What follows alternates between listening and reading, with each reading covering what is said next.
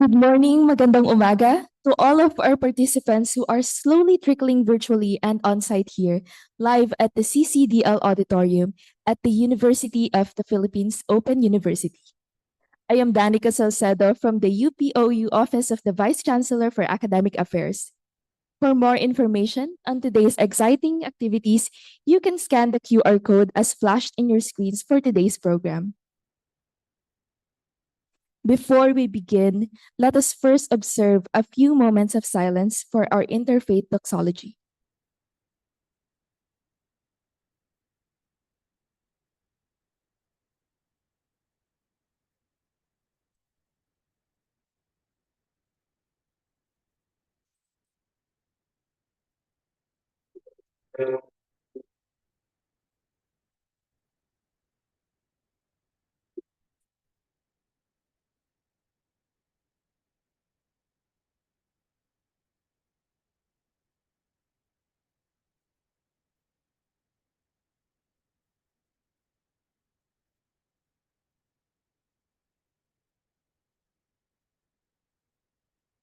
Ni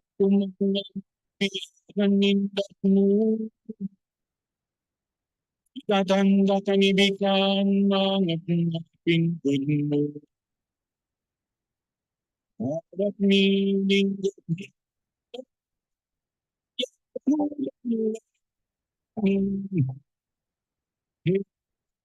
makiwadawadang kidang kami.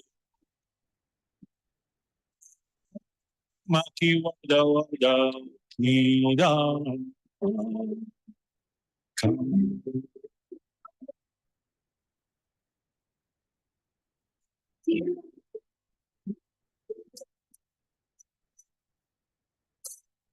Bismillahirrahmanirrahim. Assalamualaikum warahmatullahi ta'ala wabarakatuh. Salam naman kaya ulungan sintuhan. Kaya naugan niya ng kasilasan niya sa plan pagkatilikal alam. Maglasa kita niyong badkamat. O Tuhan, tunggal mo sa tanggulan kami. Buwanin kami, ichiki maglabila. Lausano sa subay pag-pinuchi. Hanggang kita di subay mas-kapigas. Ang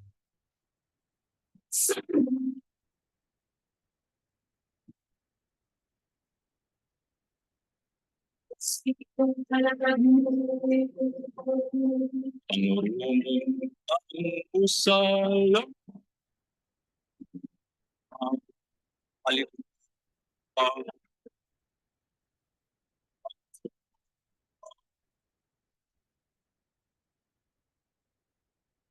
ay sikapbalan ang mapagpululang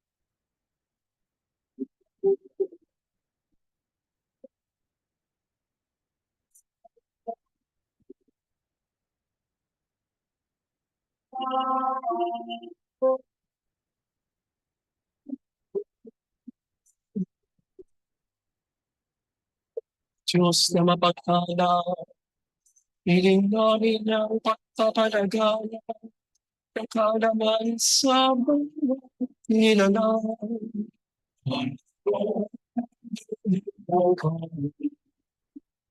Diyos na lang, bigyan mo kami ng kakayahan sa pagtataguy ng ikipag-ugnayan sa bawat isa. O Diyos na mapagkanina, ikaw ang kalikasan ng tao sa mundo. O Diyos na pag-ibig, sa pagkakaisa at pagkakaroon sa gitna ng mga iba-iba.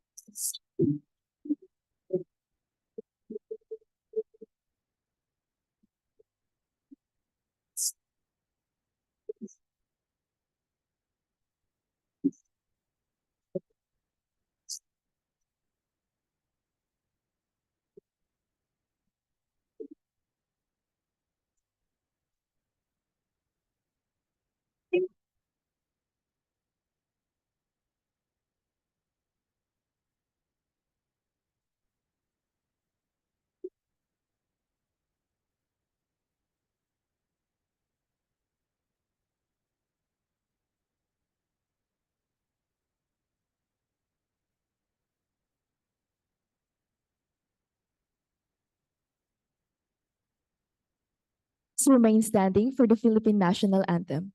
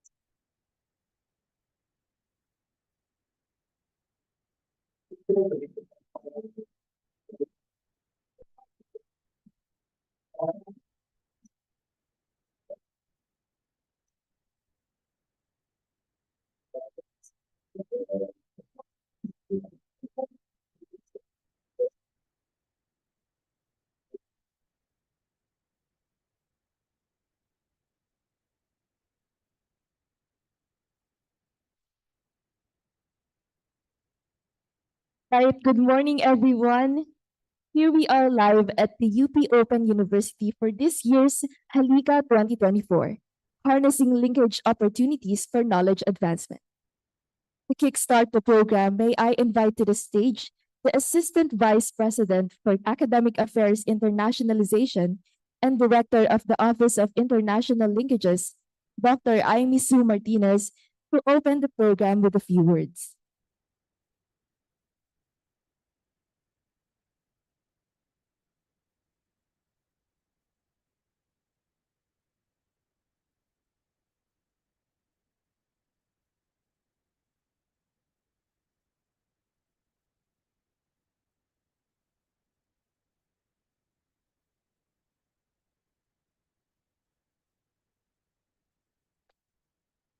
I'm sorry about the technical difficulties.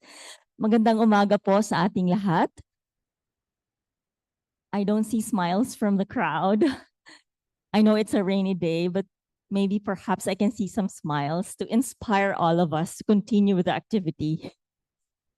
But before I proceed with my welcome remarks, let me thank Chancellor Mel Bandelaria for hosting our roadshow this year. We are grateful that you're allowing us to use your beautiful facilities here in UPOU. I would also like to acknowledge and thank the oil coordinator of UPOU, she's right there, Dr. Meg Suarez, for supporting us in this activity. And of course, the UPLB Oil Director Ana Fermalino. Thank you for your support. And of course, congratulations to the oil team. Guys, we made it here. I know you worked so hard for us to get to this point. And with this, I would like to welcome all of you to our Oil System HALIKA Roadshow.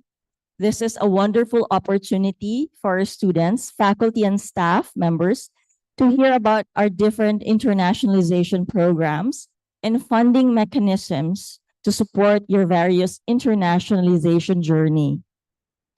As the national university, it is our mandate to internationalize, to augment our learning and research resources through partnerships and collaborative activities in order for us to become a research and graduate university that is able to serve the nation. Internationalization is vital in developing our students. Who are here are our students. Please raise your hands. The only reason we are here, traveling all the way to LB, is because of you. Parang nahiya pa. Raise your hand and say, hey. So you are our reason. We want you to become global citizens with skills and knowledge that are relevant globally in a world that is getting smaller and smaller because of technology. We have to be culturally savvy and technologically prepared. I know that UPOU is helping you with this because we are now in a world that is changing very rapidly, changes that we have never experienced in the past century based on our history. Why do we have to do this? Because we have to be able to compete with the rest of the world to survive. We have to do this. Kaya halika na. Participate in our programs, augment your learning experience, and contribute to global understanding, and most importantly, world peace. Marami pong salamat.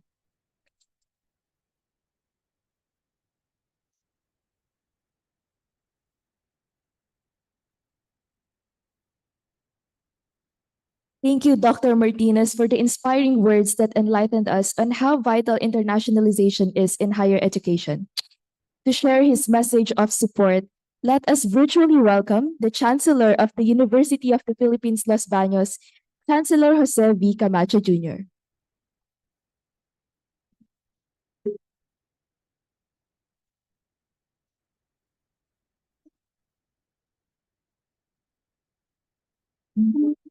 Magandang umaga sa inyong lahat. It is my honor to welcome you all to the Office of International Linkages, HALIKA Roadshow. HALIKA, which stands for Harnessing Linkage Opportunities for Knowledge Advancement.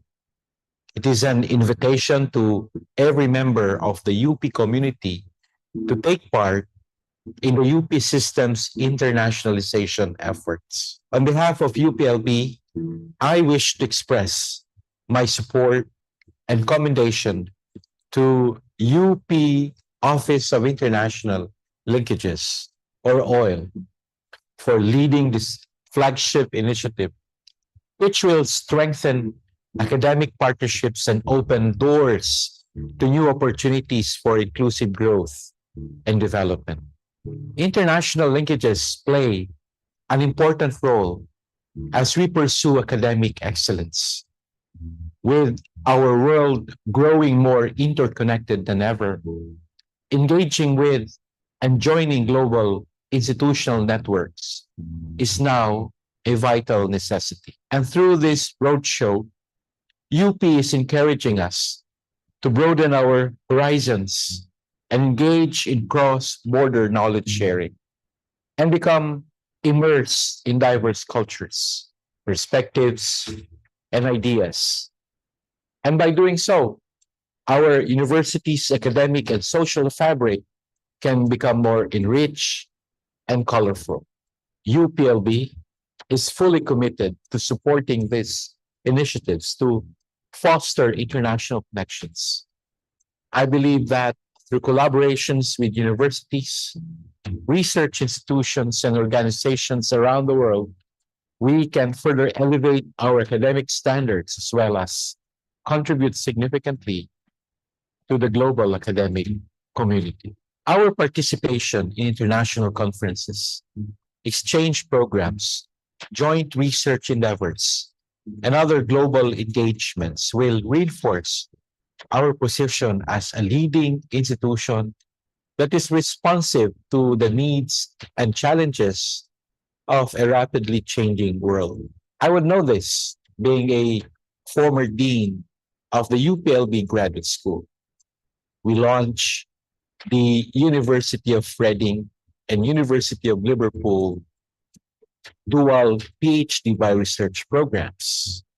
We have engaged with National University of Nagoya in Japan in establishing its Asian satellite campus in the Philippines, and many more. The Halika Roadshow is an excellent platform that reminds us of these possibilities, inspire us, all of us, faculty and students, and staff alike, to explore the wealth of opportunities available through international linkages.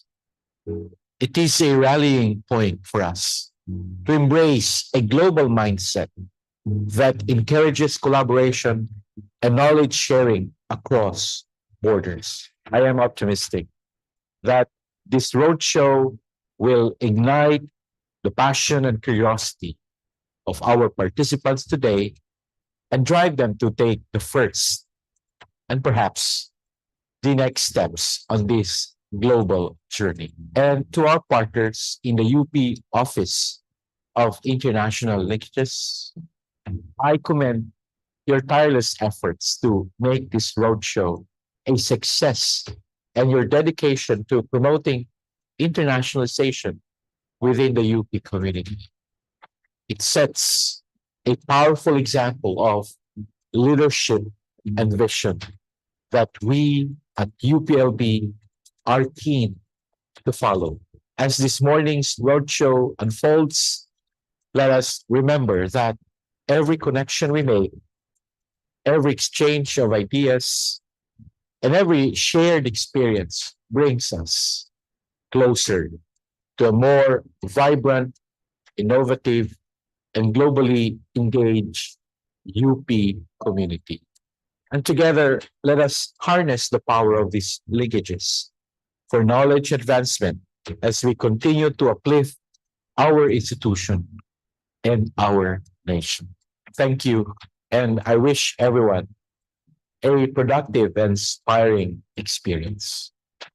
Maraming salamat at mabuhay tayong lahat. Sincerest gratitude to Chancellor Camacho for sharing his insights on the university's initiatives in internationalization aimed towards advancement, excellence in service. Now on to the meat of today's program. Are you all excited to hear more about internationalization?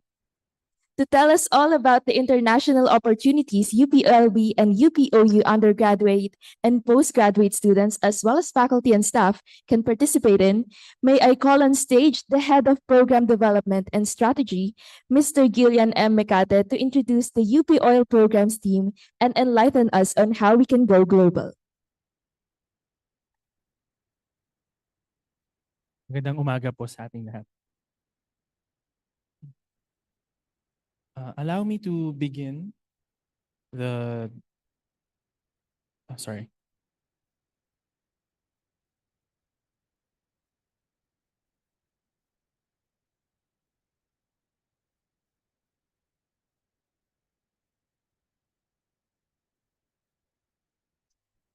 Yan. Thank you very much. As mentioned by AVP Martinez, the internationalization of the university is anchored on the University Charter of 2008, wherein the University of the Philippines should be or lead in become a regional and global university. As iterated also in the strategic plan of President Jimenez, internationalization plays part in the road towards a transformative university in service of the nation. The Office of International Linkages translate this vision by providing assistance to our UP faculty, students, and academic staff towards the realization of their international mission mobilities. And today, we will present to you our oil-administered grants, starting from Move Up, Cooperate, Hosting and Wells, and Travel Grant. To begin with, allow me to start the presentation through the hosting grant, which is the UP System Supported Constituent Unit Hosting of International Conferences. The hosting grant is intended to instill the value of internationalization to our UB community and other Philippine HAIs by providing a collaborative platform to host international conferences and workshops. Our eligible applicants for the hosting grant are the following. First, our UP faculty, reps, and permanent staff, which can apply twice a year. However, simultaneous application for a single event is not allowed. Second eligibility requirement is for that the applicants should apply for the grant if the previous grantee from the same institution has already submitted their liquidation reports. The following are the coverage of the program. First is a maximum grant of 200,000 pesos, which can be used to fund the following.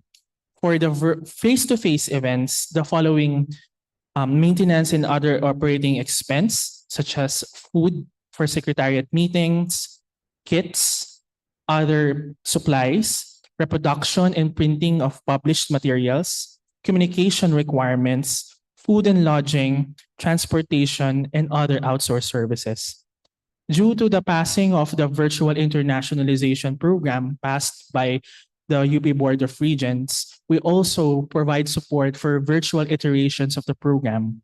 Hosting grant also supports virtual events and therefore provides assistance on the following MOE expense items, such as outsourced services, web hosting and maintenance fees, related expenses to the production of hosting of virtual conference, and the resource fees for invited virtual experts and invited speakers for the event. The next grant that is simultaneously applied for when you are hosting an international event or conference is the World Expert Lecture Series. The WELS grant provides financial support to qualified faculty, reps, and staff to host the special lectures or performances given by international experts. The following are the eligible applicants for the WELS grant. UP faculty, reps, and staff, which are allowed to apply once a year to support a maximum of 2 World Expert applications for a single event. To reiterate, applicants who are previously supported by the WELS grant, if they are not unable to settle their liquidation reports, they are not allowed to apply for the program. The following are the covered items for the WELS grant. For the face-to-face lectures, we can provide support for the airfare of the invited expert and their per diem following the UNDP DSA rate. Also, the program provides operating expense support, a maximum of 50,000 pesos for the rental of function hall, food for the lecture participants, and reproduction of the tarpaulin or printed materials. Similarly, with the hosting grant, the WELS grant also support virtual lecturers presenting in virtual conferences. They are provided support for their resource fees, and technical support staff are also provided resource fees following the memorandum guidelines in the university system, and of course, additional operating expenses relative to the implementation of the virtual lecture. The next slide shows the application cycles for hosting and WELS. So for those who are undertaking international conferences scheduled for January and March, the last day of application is September, last working day of September. For international conferences to be hosted this April and June, the last working day of December is the application deadline. For July to September, it's the last working day of March. October to December, the last working day of June. That's for all for hosting and WELS. I now turn over the presentation to the Travel Grant Program Manager, Ms. Cristel Robredo.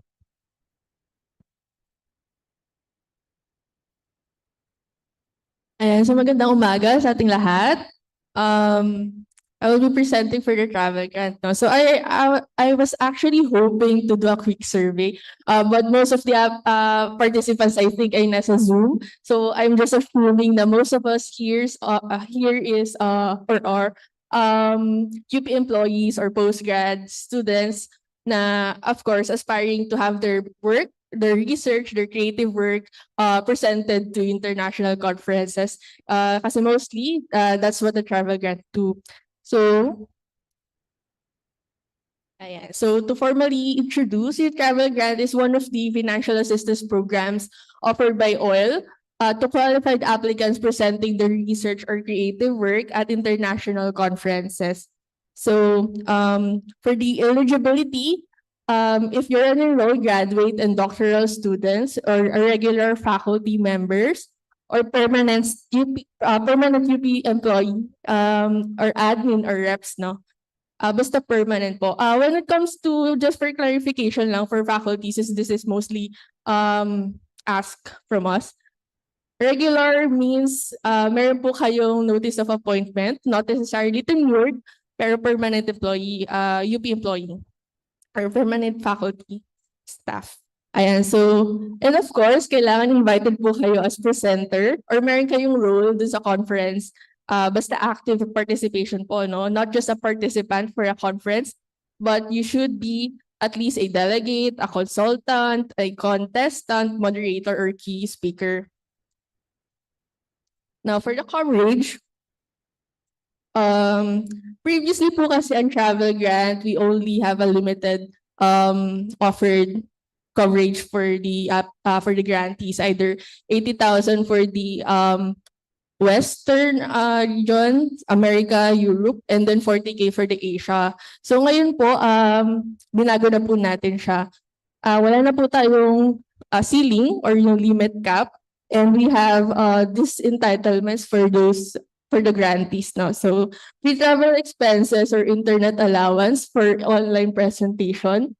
And then we also cover round trip airfare provided that your trip is only for official business or for the official conference. And then of course, conference registration fee, visa fee, insurance, and DSA or daily subsidence allowance. Yung gagastusin nyo pag nandun po kayo sa conference. And then, before I go on dun sa medyo technical side, just a quick look sa statistics natin sa UPOU and UPLB. Last year, sa OPOU, we only had 1 grant. So ngayon, 2024, we now have 2 grants. Pero in the future, no, of course, we wanted to encourage everyone, not just sa UPOU or any other CUs, no. If you have a paper and you can look for a conference internationally, or better yet, and recommended po from official channels or networks, just so we can be safe din po sa predatory conferences. So we can also ask for our coordinators or from our CUs if they have international conferences, even the professors if they can recommend some. And of course, you can also ask for assistance to any other offices naman po.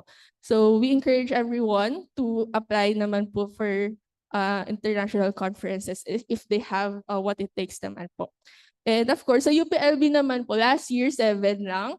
But right now, we have 31 grantees na. So that's 24 grantees more than last year. And we are still counting since meron pa po tayong cycles. Next cycles. Ayan. So for the technical part naman, application process, TG has 2 processes na cycles na po, no? Within the cycle and then the out of cycle. Within the cycle are those na nakatanggap na agad ng invitation nila months before the conference. So sila yung mga pwede na mag-process in advance na kanilang travel grant. And for the process, syempre, now we're only using the Google form, but we're going to introduce the OIL portal soon. And madali lang naman po siya sagutan. And the list of required documents ay nasa website naman po natin. So make sure to attach the required documents and input all the correct information dun sa Google form or dun sa portal in the future. And then of course, secure endorsement form from advisor muna, and then dean, and then sa chancellor. Just so they know na legitimate then and they can counter check. I think UPLB also has a committee and also has a kind of process with even endorsing to their applicants to our level. Ayan. And then submit application to oil system for our evaluation naman. And then on our part naman, kami na yung makikipag-communicate with you and of course to endorse your application if okay na siya dun sa UPSAO or UP System Accounting Office for the grantees. Ayan. And then, ayan. For the application process within the cycle, as of the moment, next year na yung pinoprocess namin. So, right now, ang open na po sa amin is January to March next year. So, if you have a conference 2025, January to March, you can already apply for the within the cycle. Now, for the second cycle naman, yung out of the cycle, ito yung mga medyo nabitin. Mga hindi na nakahabol dun sa deadline nila or biglaan lang or like a month or like a weeks before the conference lang nagbigay na invitation letter yung mga in-applyan nila na conferences. So dito naman, binibigyan pa rin namin sila ng pagkakataon na mabigyan ng grant. But they are expected to submit the same requirements as those from the within the cycle, especially for the time-sensitive attachment like your airfare quotations. So okay pa naman kayo, but still, it's the same process. And the catch here kasi, if you're out of cycle na, it's for reimbursement. So yung sabihin, dapat natapos na yung conference nyo before kami, or before namin ma-process yung total amount ng grant nyo. So yun lang yung medyo catch sa out of cycle. And then, of course, ang application schedule for out of cycle ay processed quarterly. So it opens the second month of the quarter, usually mga the 15th date of the second month. So, ayan, as of the moment, pasok na tayo sa October to December. Mag-open na po kami ng application for out of cycle sa November 15. And then, pa-process yun until December 30. And then afterwards, ipaprocess na po namin and makikipag-communicate na po kami sa inyo sa mga qualified applicants to process their liquidation before they can also proceed to the application.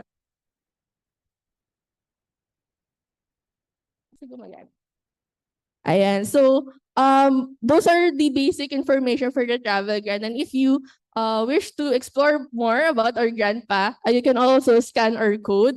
And then it will direct you to our website. Ayan. So that's it for Travel Grant. Thank you very much for listening. For the next program, our colleague, Ms. Bea De Vesa, will introduce their program. Thank you. Good morning, everyone. Magandang umaga po sa ating lahat. Allow me to present to you the corporate program. Corporate actually stands for the continuous operational and outcomes-based partnership for excellence in research and academic training enhancement, or corporate for short. So it's an oil-administered grant program exclusively for graduate students, so both masteral and doctoral students at their thesis or dissertation stage of their degree programs. Corporate intends to provide these students financial support for the conduct of their research or creative work at international partner universities through a sandwich program, co-advised with a professor from the host university. As of today, Corporate has had a total of 69 grant recipients from UP Las Bañas, 42 of which are graduate students and 27 are their faculty advisors. So these grantees have conducted research mobilities at different international partner universities in Japan, Malaysia, Taiwan, in some European and North American universities. So these international research mobilities has actually resulted in 24 co-authored academic journal articles, and many more currently in the works for submission. Although we have yet to receive any applications from UPOU, it is our hope that through today's HALIKA Roadshow, We can encourage more UPOU students and their advisors to actually consider applying for the corporate program. To apply for the corporate program, you need to be a graduate student with an approved thesis or dissertation proposal. And your faculty advisor is also eligible to apply. So please make sure that you have an invitation or acceptance letter from the international host university, and that your faculty advisor has an ongoing or potential collaboration with the host university.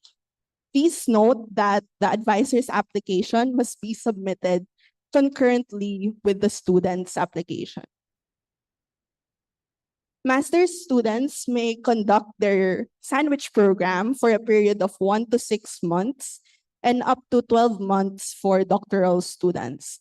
The graduate students are entitled to these financial entitlements: round-trip economy airfare, visa fees, travel and health insurance, as well as your proposed stipend, which includes accommodation, meals, and land transportation allowances for the duration of your mobility. For the faculty advisors, the coverage of the duration of the research mobility is from 2 weeks to 1 month. And they are also entitled to the following financial entitlements: round-trip economy airfare, pre-departure expenses, travel and health insurance, and the daily subsistence allowance. Corporate accepts applications quarterly, much like the rest of the programs. Currently, we are accepting applications for those scheduled to depart between April to June 2025. So if you or someone you know is interested in applying, the deadline for this cycle of applications is on November 29. That's a Friday. So again, if you or anyone you know is interested, we'd love to hear from you. So for more details about the corporate program, please visit our website that you can access through this QR link. And you may also email us through oilcorporate@up.edu.ph. So thank you very much. I now turn over the floor to the program manager of the Move Up program, Mr. Joni Lee Dueñas.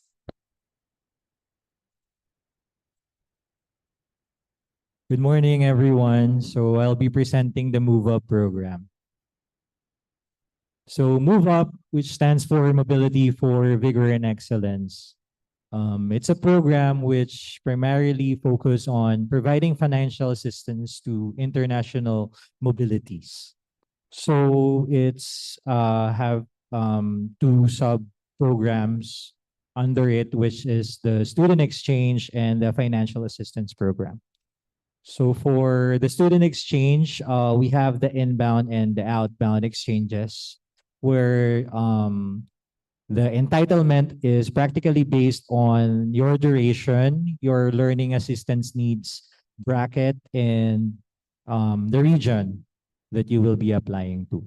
So for the eligibility requirements, you need to be at least a sophomore in UP at the time of your application.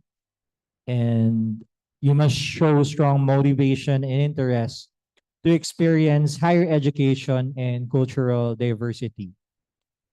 And we are also looking for students with very good scholastic records. So the evaluation system that we conduct is rigorous for us to identify the students that we will be officially nominating to the partner university. Thus, we need a cumulative general weighted average of at least 2.20 and above. And more importantly, you guys should be endorsed by the faculty in charge of the outbound exchange and the director of your respective program. For the financial assistance, it's some for those students who wasn't nominated to other partner universities, we still cater providing assistance. So the coverage for our program is the visa fees, round trip airfare, insurances, living allowances, and stipend or your accommodation fees. For the student exchanges, for those who will be presenting or have international immersion opportunities or will be attending degree-related training, we also provide opportunities for financial support. So for the tuition fee at the host university, it's usually waived.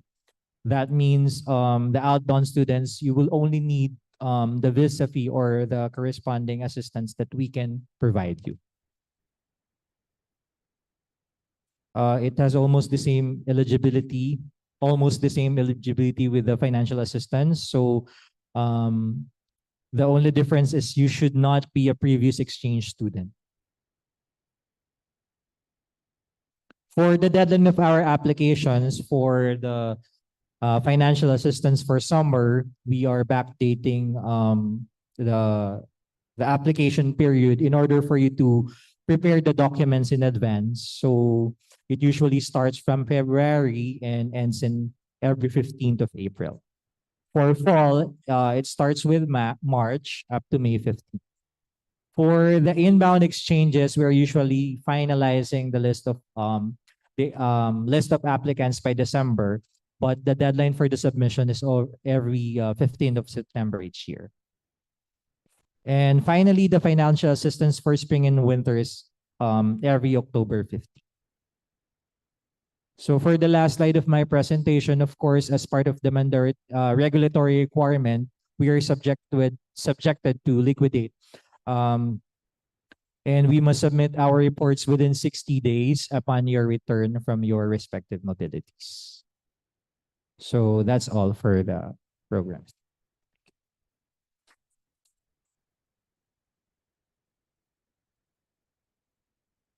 Maraming salamat UP Oil Programs Team. Thank you Gillian, Bea, and Crystal and Joni for those insightful presentations. To help us contextualize where UPLB and UPOU stand in terms of our international partners, may I call on the Head of External Affairs, Ms. China Luis Riego, to share with us at a glance.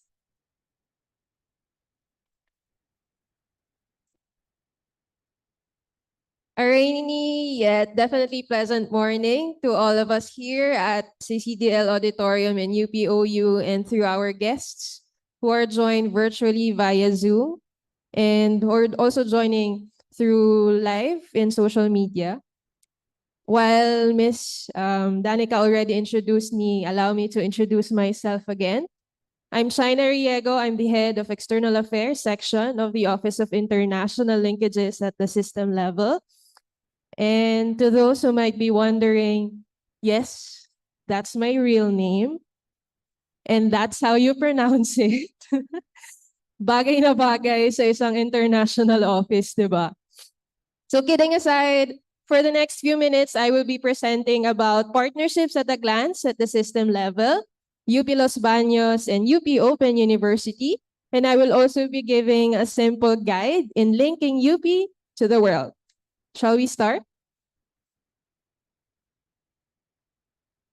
Mandated by the 2008 Charter or RA 9500 to serve as a regional and global university, the University of the Philippines has been promoting Philippine culture and consciousness and enhancement of products and services through collaborative partnerships. To date, the university across all CUs has 481 bilateral agreements with higher education and research institutions in 43 countries. Most of our partners are located in Asia with 313, followed by Europe with 81. We also have 59 partners in North America and 18 in Australia and Oceania. We have also formalized agreements with universities in Africa with 5, Middle East counting now to 3, and 2 universities from South America, a testament to the university's efforts to diversify our reach to the rest of the world. Diving further to system-level data, we have 93 bilateral agreements, most of which are with universities in Japan, Taiwan, South Korea, and Australia. We also have a significant number of partnerships in the European region and a growing number in the Americas. As these are system-level agreements, Actually, all the CUs, including UPLB and UPOU, may use and refer to these agreements in initiating and further discussing collaboration with these 93 universities. Speaking of UPCUs, while our IRO colleagues will be presenting later at the session, I hope I will not be preempting their presentation by sharing their respective partnerships at a glance. Let's start with UPLB. For UPLB, they have a total of 103 international partner universities and institutions, mostly located in Japan, Indonesia, Taiwan, and the United States of America. On the other hand, for UPOU, they have inked 59 agreements with most of their partners located in the Philippines, Malaysia, Indonesia, and USA. So while you may see there are partnerships with Philippine universities, most of these have international components. So at least it's a bit falling under the auspices of UPOU linkages. Now you might be thinking, so what are the usual exchanges or areas covered by these agreements? Let me enumerate. First, we have exchange of faculty and students, including visiting faculty and researcher, conduct of collaborative research and creative projects, as well as lectures, trainings, and symposia, and exchange of academic information and materials. We're actually also looking for more partnerships on double degree programs and sandwich programs. To further explain, please note that not all partners cover these areas. Some may differ from one another. Pwede po na ang isang partnership lang ay student mobility o pwede rin namang collaborative research lang. It depends on the arrangements and the mutual interest of both parties, as well as other considerations such as reciprocity or meron po ba silang common areas of specialization or if meron din pong funding available. Aside from bilateral agreements, UP is also part of different international networks such as AUN or the ASEAN University Network, SATU or the Southeast South Asia and Taiwan Universities, CMEO RIHED for the AIMS Mobility Program, Fill-in-Net, which is actually an offshoot of the concluded Erasmus Plus project on internationalization entitled Antenna Project, COSASA or the Korean Studies Association of Southeast Asia, APRU or the Association of Pacific Rim Universities, Erasmus Mundus, and ASEA-UNINET or the ASEAN European Academic University Network. So through these networks, we are also able to collaborate with our members, and activities include student mobility, scholarships and grants, and trainings and workshops among others. This is an example of an ongoing Erasmus Plus project that the university is participating in through our office. This is a Unication Project or Unified Communication and International Project. So we are with 3 European partners, 2 Philippine universities, and Cambodian universities. So basically, this is a project for IROs to improve their skills on communication and project management. So how do we start?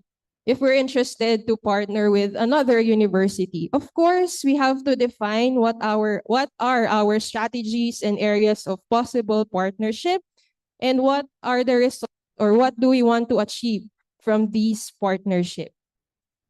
In terms of results, are we looking to publish more joint publication or do we just want knowledge sharing? You should be able to define these areas first and then proceed with an exploratory meeting where you will be discussing with your potential partner universities on common areas of interest and specialization. So some partnerships may just start small by conducting a lecture or conference together.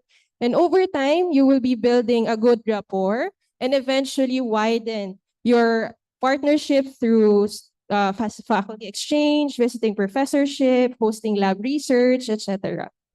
So now you may do matchmaking, that is finding an appropriate faculty who can be a counterpart of their proposed faculty, or you may also do focus group discussions to further streamline your specific areas of interest. Now, once you have the arrangement set, you may now process or formalize the partnership through an agreement. This is very essential, especially for those student mobility for tuition waiver provisions. Once the agreement is in order, it is very important to actively work and collaborate together to attain the initial goals and objectives as mutually discussed. Last but not the least, to ensure sustainability of the partnership, we have to review and adjust and we have to review and make adjustments accordingly. This way, it encourages a more mutually beneficial partnership and possibly a good avenue to further expand the university's network and reach. As embedded in our mandate and as our commitment towards attaining transformative university in the service of the nation, the Office of International Linkages is here to help you realize your internationalization aspirations and goals. Whether that be with us here at the system level or through your respective IRO, such as UPLB and UPOU, rest assured that we are here to assist you in any way that we can.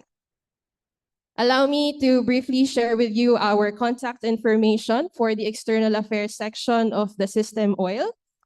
You may also check our website, www.oil.up.edu.ph for more information. And you may also scan and follow our social media accounts as we regularly post internationalization opportunities available from our partner universities and networks through these media. To end, maraming salamat po at lagit lagi para sa bayan.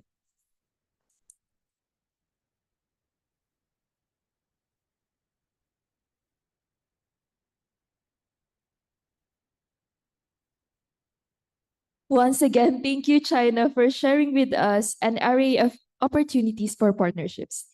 To entertain questions, may I call on the rest of the program teams and allow me to read questions that were sent prior.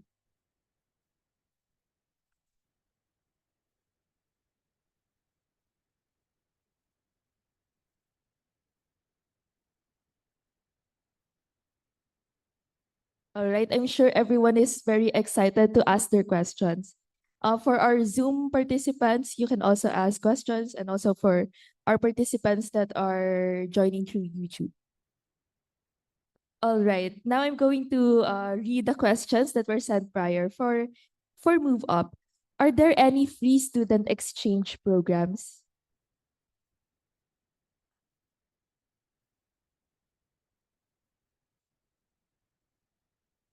For the Move Up program, we primarily provide financial assistance to students who will be undergoing mobility. So yung grant entitlement, it varies dun sa inyong SLAS certification. And if the host university is a partner, so technically what we provide is just financial assistance. All right. Thank you very much for that. Once again, for our Zoom participants, you can you can chat your questions. And for our on-site participants, please raise your hand and we will get to you. And for our next question, again for Move Up, how do I apply to become an exchange student?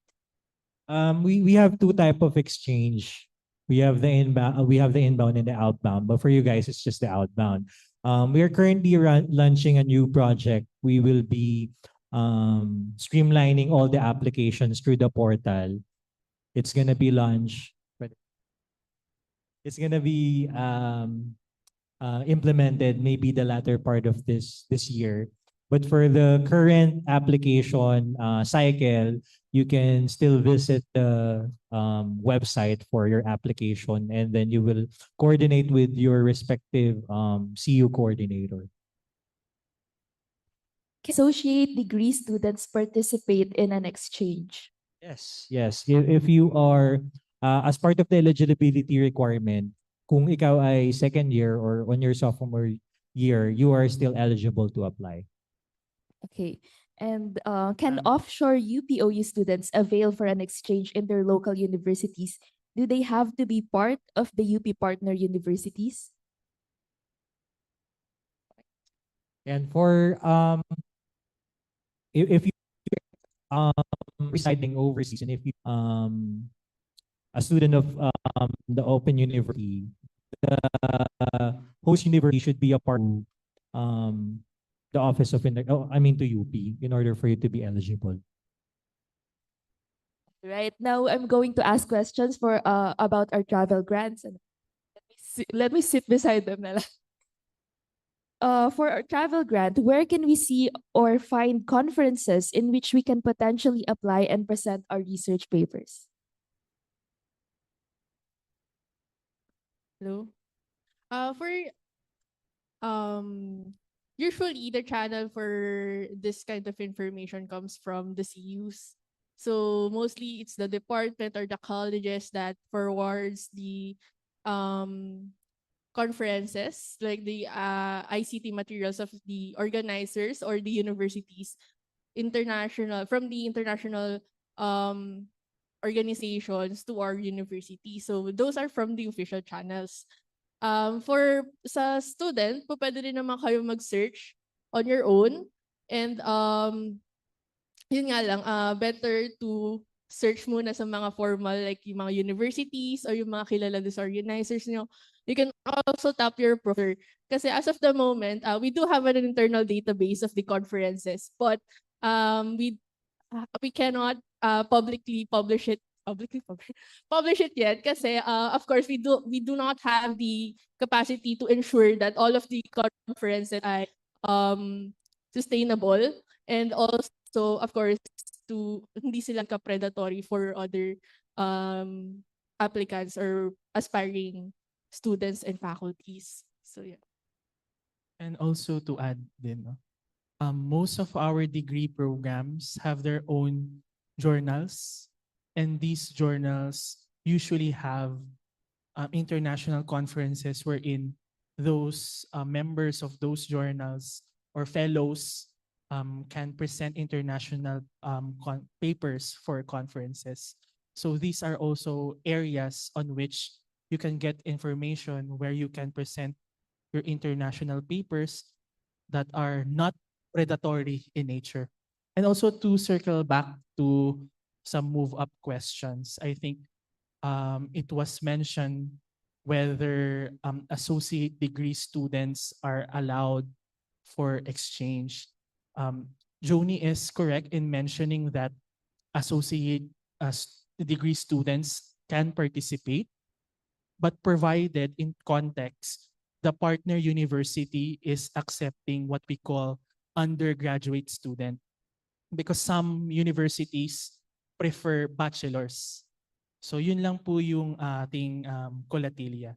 But most of our agreements put the qualifier undergraduate, which is more inclusive for bachelor's and associate degree students. So yun lang po yung ating nuance i-observe when you intend to apply for move-up student exchange.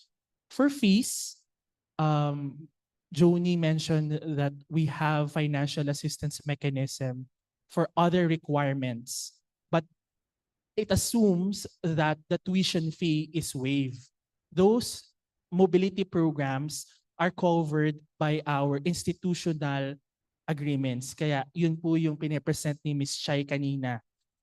The reason why we have agreements is that part of that agreement is tuition fee will be waived. But there are other opportunities that require students to pay a certain fee. Yun po yung hindi nako-cover ng move up. But you can still be provided additional support for non-academic fees kung hindi siya covered ng tuition waiver. So to make it short, yung mga hindi po covered ng tuition waive programs, yung tuition fee, registration fees will not be covered by move up, but other requirements can be supported provided that it is degree-related training, internship, and yun lang, mostly dalawa lang naman. So I hope those clarify certain nuances when you apply for undergraduate mobility. Thank you. Thank you very much po. So now we have a question online. Ay, char.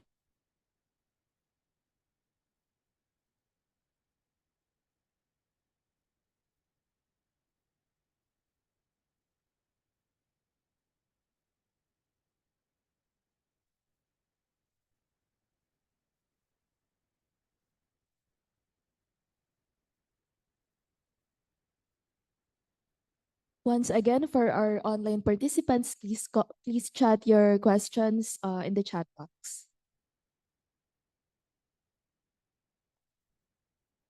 Good morning, Miss Danica. So we received a question online for the Move Up team. So is financial assistance only for sophomore students?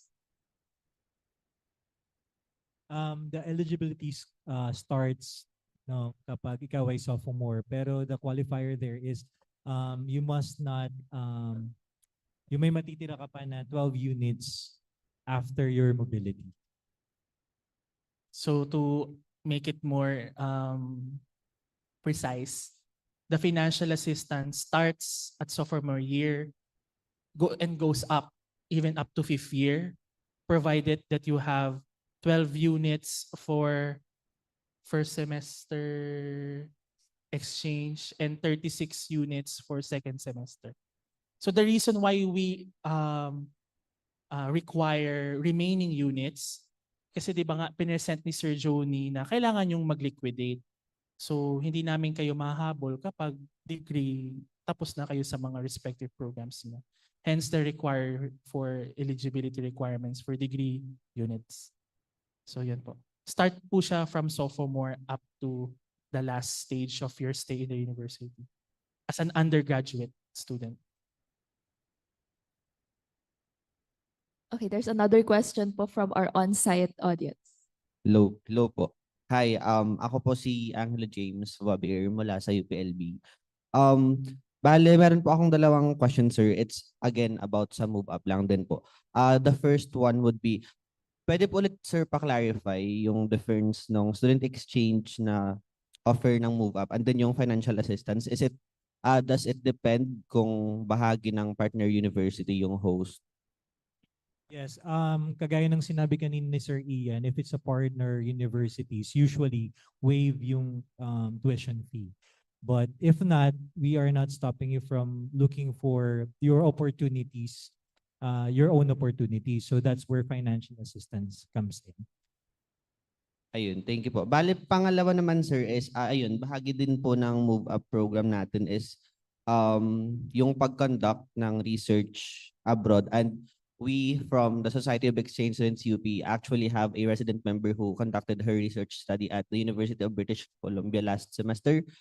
So my question would be, yung schedule po ba ng pag-a-apply for research abroad ay same lang din po siya doon sa binigay natin na schedule for applying for fall semester, summer semesters, and winter semesters, na or okay lang po siya kahit within the sem, any time of the sem ay pwedeng mag-apply for research abroad?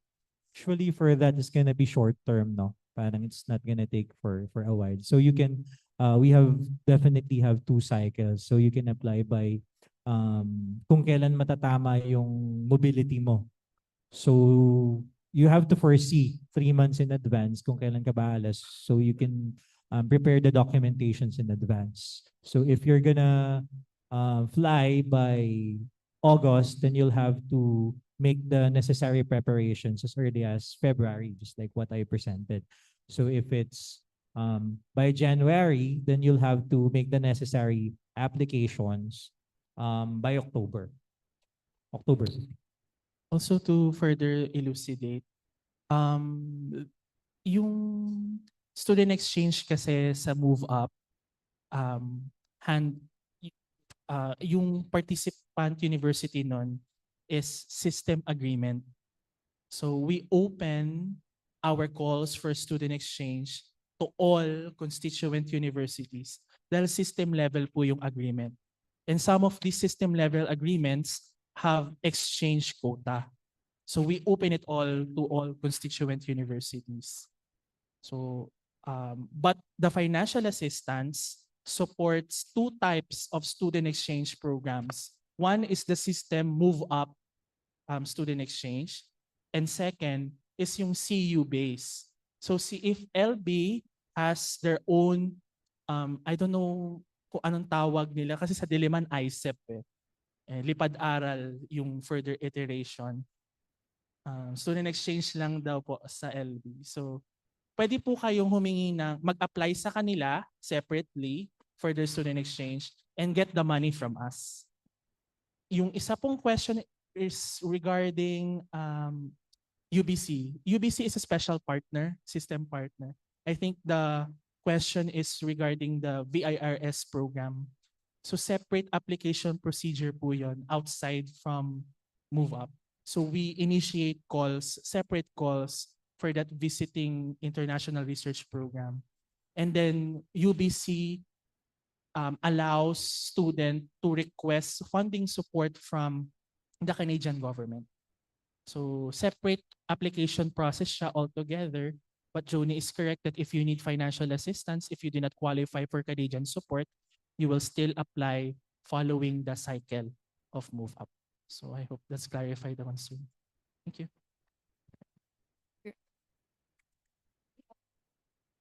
We have another question po from our online participants. So another question po for Move Up. Do we get to pick the university if we decided to apply for an exchange program? Sige, siguro I'll also answer Joni. In the application process for student exchange, you are given 3 university of choice.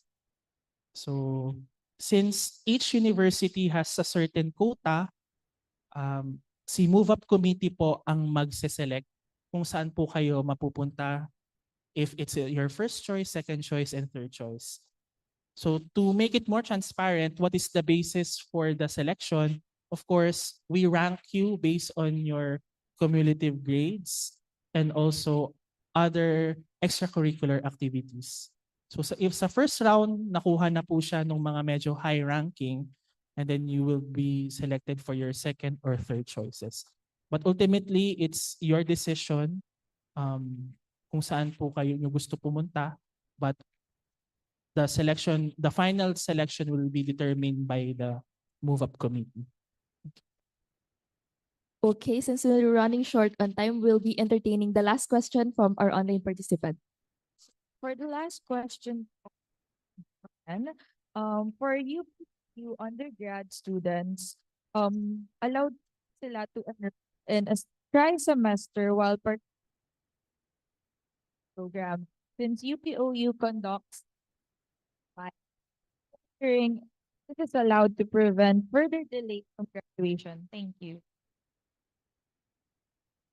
I think that's one particular nuance with internationalization here at Open University. In our student code, for international credits to be credited, you should be classified or apply for cross enrollment or cross registration. But I think there are special accommodations here in OU. Tama po ba, Ms. Meg? Regarding that particular rule. So they usually allow their students to continue their semester using the ODAL framework while being on exchange. So that is actually an advantage here in OU, that they allow students to take their regular courses using the distance learning framework.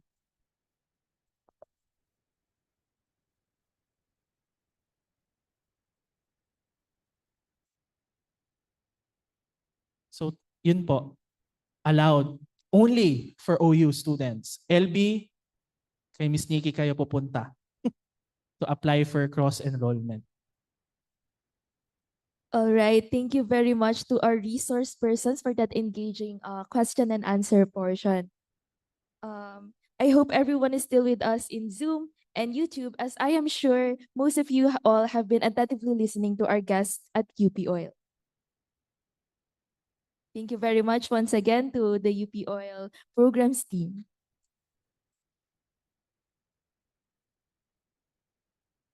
Any questions that you have, you may direct them to their contact details. We will be having a 30-minute recess, so feel free to freshen up and eat breakfast. We will resume our program by 10:25 a.m.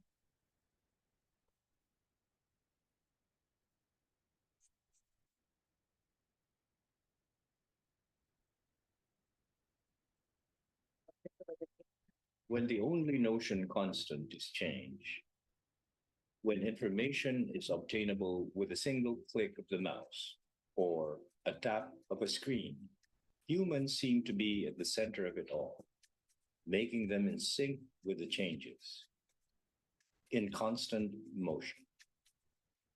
This is not limited to those living in cities whose hands seldom part with their gadgets.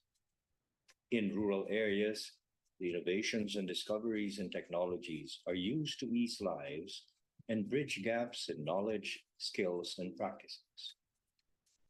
With the new knowledge and information being created, reproduced, and shared at a rapid pace, people constantly need to retool themselves to keep up with continuously changing work requirements.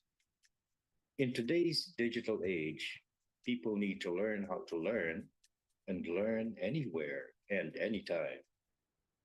The University of the Philippines Open University, the fifth constituent unit of the University of the Philippines system, provides opportunities for people to pursue further studies through open and distance e-learning. In February 23, 1995, the University of the Philippines Open University was established. It is mandated to provide Filipinos all over the world wider access to quality higher education through open and distance e-learning, or ODEL. UPOU now offers various degree programs to learners located in more than 70 countries all over the world. These programs are under the Faculty of Education, the Faculty of Information and Communication Studies, and the Faculty of Management and Development Studies. UPOU also offers continuing education courses and massive open and distance e-learning courses. UPOU uses various information and communication technologies, computer programs and applications to deliver instructional content and connect teachers and learners all over the world. Now more than ever, UPOU continues to transcend borders and break barriers through constant generation of knowledge, open exchange of ideas. It persistently tries new mechanisms to reach a larger number of learners. It perseveres in mentoring learners who shall be change agents, equipped to participate in the co-creation of knowledge for the benefit of Filipino communities everywhere. True to its mission, UPOU shall continue to reinvent itself to provide 21st century education in an increasingly open world.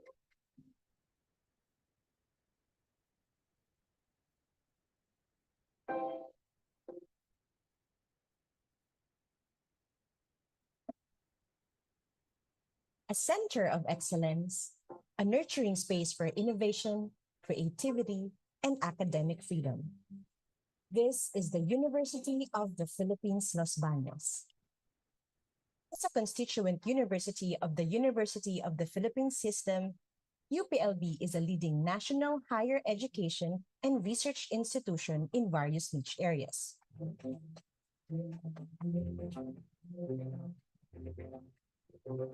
Grounding itself on the needs of national development, UPLB cultivates well-rounded and critical leaders who are ready to lead breakthroughs and innovations. Through its industrial and academic partnerships, UPLB propagates its gains to advance inclusive development in various sectors.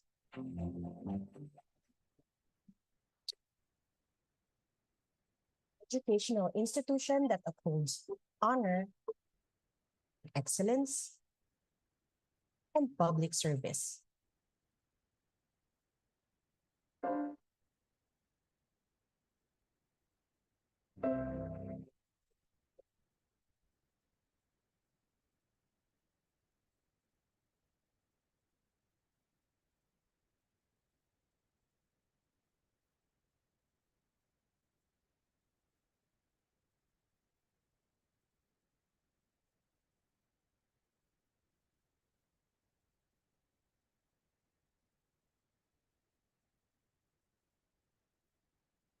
when the only notion constant is change, when information is obtainable with a single click of the mouse or a tap of a screen, humans seem to be at the center of it all, making them in sync with the changes, in constant motion. This is not limited to those living in cities whose hands seldom part with their gadgets. In rural areas, the innovations and discoveries in technologies are used to ease lives and bridge gaps in knowledge, skills, and practices. With the new knowledge and information being created, reproduced, and shared at a rapid pace, people constantly need to retool themselves to keep up with continuously changing work requirements. In today's digital age, people need to learn how to learn and learn anywhere and anytime. The University of the Philippines Open University, the fifth constituent unit of the University of the Philippines system, provides opportunities for people to pursue further studies through open and distance e-learning. In February 23, 1995, the University of the Philippines Open University was established. It is mandated to provide Filipinos all over the world wider access to quality higher education through open and distance e-learning, or ODEL. UPOU now offers various degree programs to learners located in more than 70 countries all over the world. These programs are under the Faculty of Education, the Faculty of Information and Communication Studies, and the Faculty of Management and Development Studies. UPOU also offers continuing education courses and massive open and distance e-learning courses. UPOU uses various information and communication technologies, computer programs and applications to deliver instructional content and connect teachers and learners all over the world. Now more than ever, UPOU continues to transcend borders and break barriers through constant generation of knowledge and open exchange of ideas.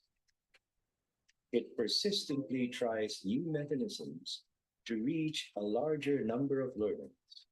It perseveres in mentoring learners who shall be change agents, equipped to participate in the co-creation of knowledge for the benefit of Filipino communities everywhere.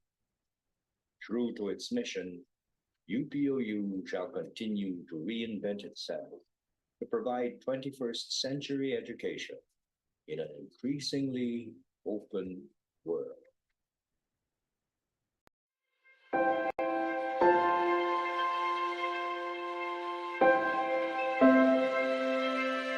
A center of excellence, a nurturing space for innovation, creativity, and academic freedom. This is the University of the Philippines Los Baños. As a constituent university of the University of the Philippines system, UPLB is a leading national higher education and research institution in various niche areas.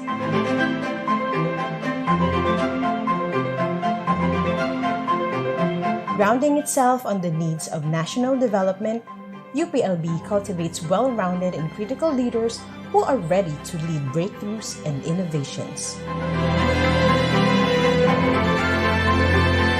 Through its industrial and academic partnerships, UPLB propagates its gains to advance inclusive development in various sectors.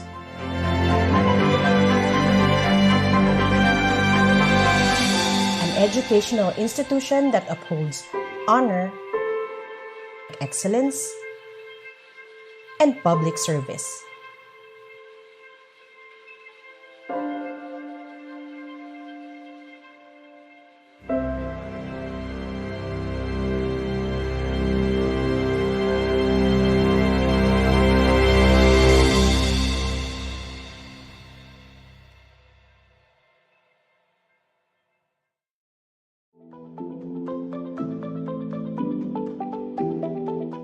In today's digital age, where knowledge and information are created, disseminated and consumed at a rapid pace. UPOU is dedicated to providing education and excellence right at your fingertips. The University of the Philippines Open University, the fifth constituent unit of the University of the Philippines system, provides opportunities for people to pursue further studies through open and distance e-learning, or ODEL. Established in February 1995, UPOU is mandated to provide Filipinos all over the world access to quality higher education. Explore a wide range of courses as UPOU offers 37 degree programs, comprised of 7 undergraduate programs, 2 graduate certificate programs, 12 graduate diploma programs, 13 master's programs, and 3 doctoral programs under the Faculty of Education, the Faculty of Information and Communication Studies, and the Faculty of Management and Development Studies. UPOU also offers continuing education programs, massive open online courses, and micro-credentials. Guided by the Republic Act 10650, UPOU adheres to our mandate to boost quality education by aiding agencies and institutions in enhancing distance learning through benchmarking and trainings with the use of cutting-edge ICTs, computer programs, and immersive open technologies. Additionally, its state-of-the-art facilities and experts in the fields enhances students' learning experience and empowers them to study at their own pace, anytime and anywhere that suits them. UPOU's leadership in ODEL has gained acclaim locally and across Asia. Partnering with institutions of the same advocacies, UPOU drives educational progress for social transformation. Over the years, UPOU has produced alumni adept in 21st century skills, embodying values of scholarship, academic excellence, humanism, social responsibility, and national service. Now more than ever, UPOU remains dedicated to transcend borders and break barriers through constant generation of knowledge, expanding access to inclusive learning, and fostering learners to be change agents equipped to co-create knowledge for the benefit of Filipino communities everywhere. True to its mission, UPOU shall continue to reimagine and reconfigure itself to provide transformative education in service of the nation.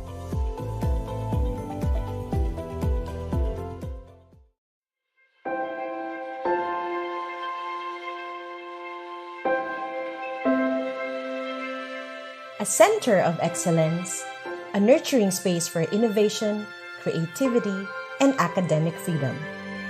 This is the University of the Philippines, Los Baños.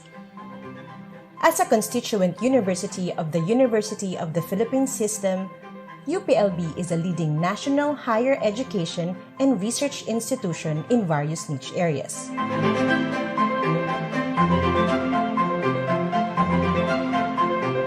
Grounding itself on the needs of national development, UPLB cultivates well-rounded and critical leaders who are ready to lead breakthroughs and innovations. Through its industrial and academic partnerships, UPLB propagates its gains to advance inclusive development in various sectors.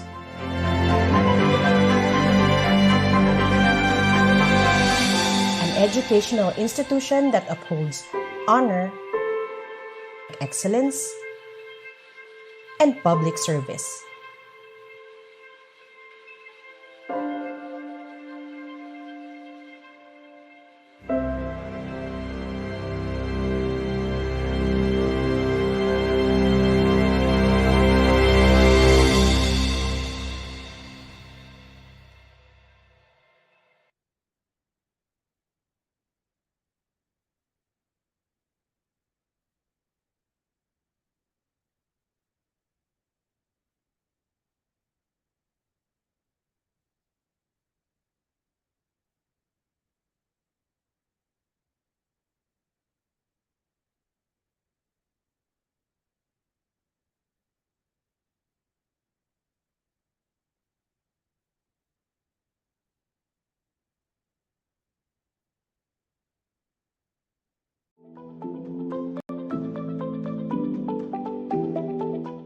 In today's digital age, where knowledge and information are created, disseminated, and consumed at a rapid pace, UPOU is dedicated to providing education and excellence right at your fingertips.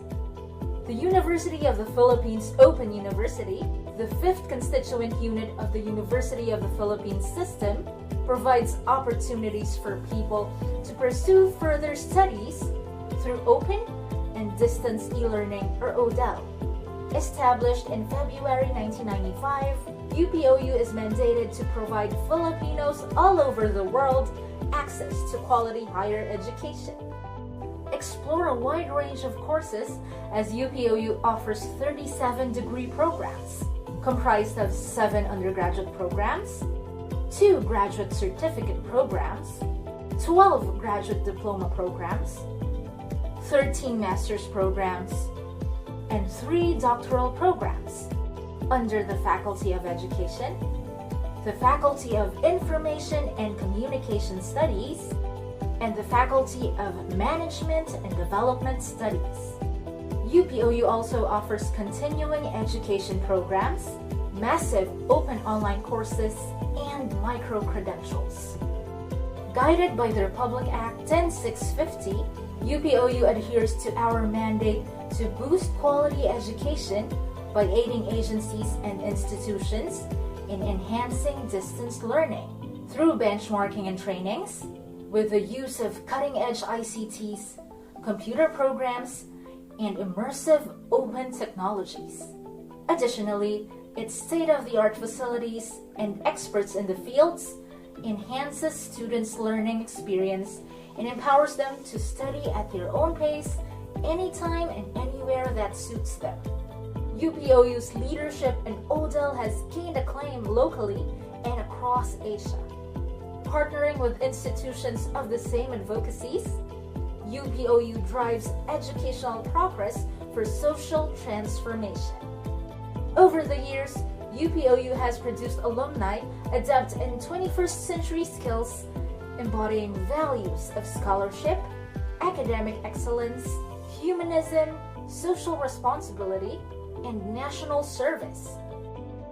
Now more than ever, UPOU remains dedicated to transcend borders and break barriers through constant generation of knowledge, expanding access to inclusive learning, and fostering learners to be change agents equipped to co-create knowledge for the benefit of Filipino communities everywhere.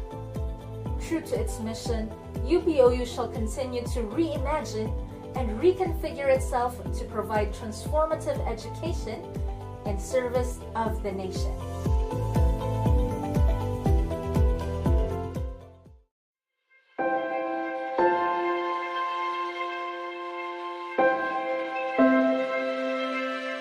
A center of excellence, a nurturing space for innovation, creativity, and academic freedom. This is the University of the Philippines, Los Baños. As a constituent university of the University of the Philippines system, UPLB is a leading national higher education and research institution in various niche areas.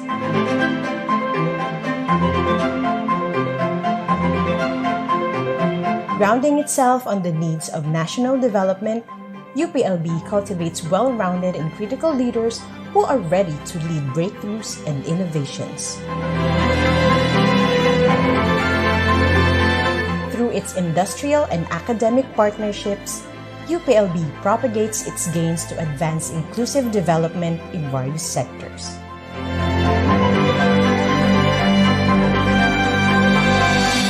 An educational institution that upholds honor, excellence, and public service.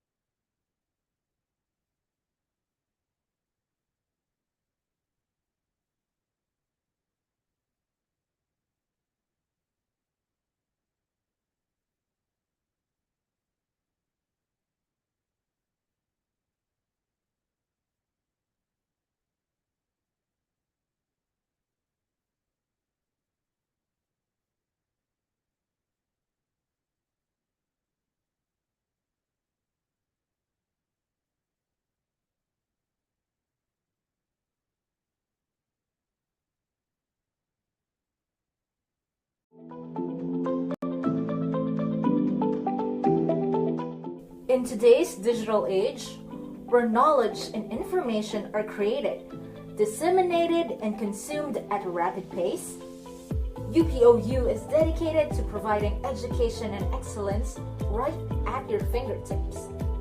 The University of the Philippines Open University, the fifth constituent unit of the University of the Philippines system, provides opportunities for people to pursue further studies through open and distance e-learning, or ODEL.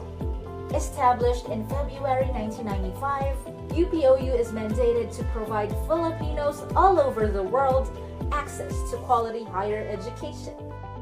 Explore a wide range of courses as UPOU offers 37 degree programs, comprised of 7 undergraduate programs, 2 graduate certificate programs, 12 graduate diploma programs, 13 master's programs, and 3 doctoral programs under the Faculty of Education, the Faculty of Information and Communication Studies, and the Faculty of Management and Development Studies.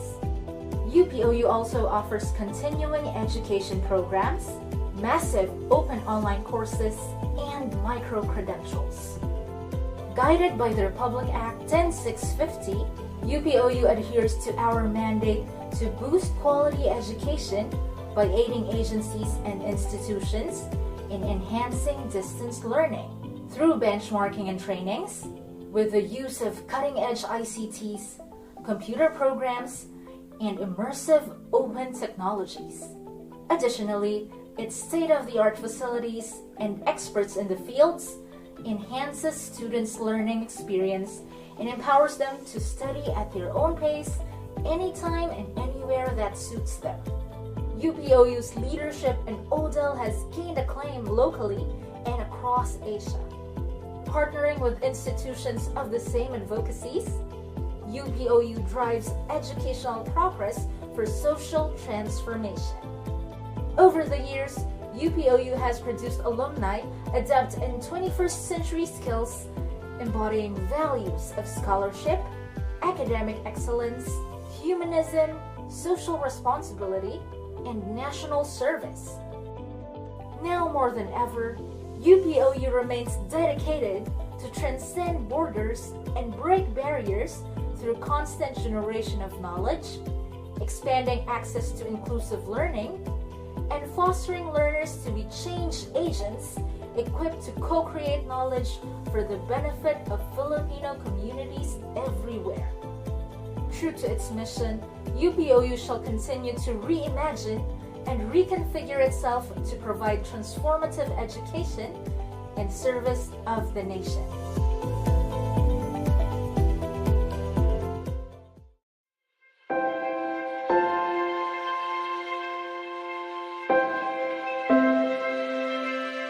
A center of excellence, a nurturing space for innovation, creativity, and academic freedom. This is the University of the Philippines, Los Baños. As a constituent university of the University of the Philippines system, UPLB is a leading national higher education and research institution in various niche areas.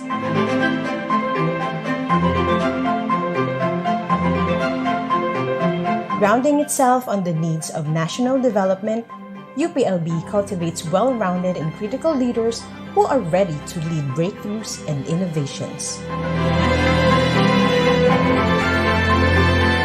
Through its industrial and academic partnerships, UPLB propagates its gains to advance inclusive development in various sectors.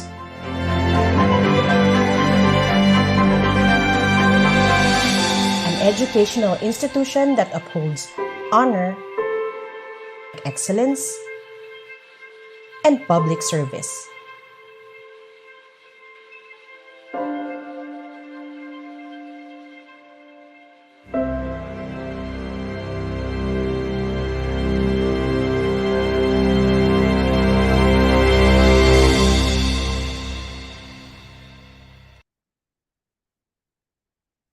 Welcome back, scholars ng bayan. I hope everyone has had a relaxing break. For those who are currently in our Zoom and YouTube, kindly give a heart react and comment in the chat below what your favorite self-care ritual is.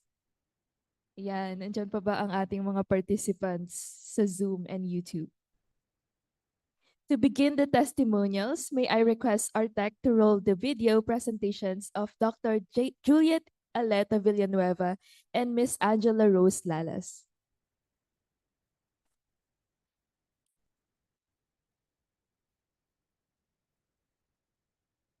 안녕하세요. 누구하이?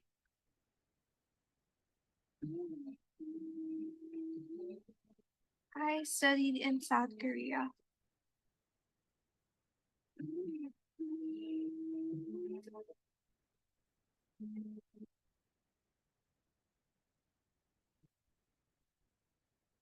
Rose Lalas, a student from the University of the Philippines, Los Baños, and I had the opportunity to participate in an exchange program at Sumyong Women's University in Seoul, South Korea.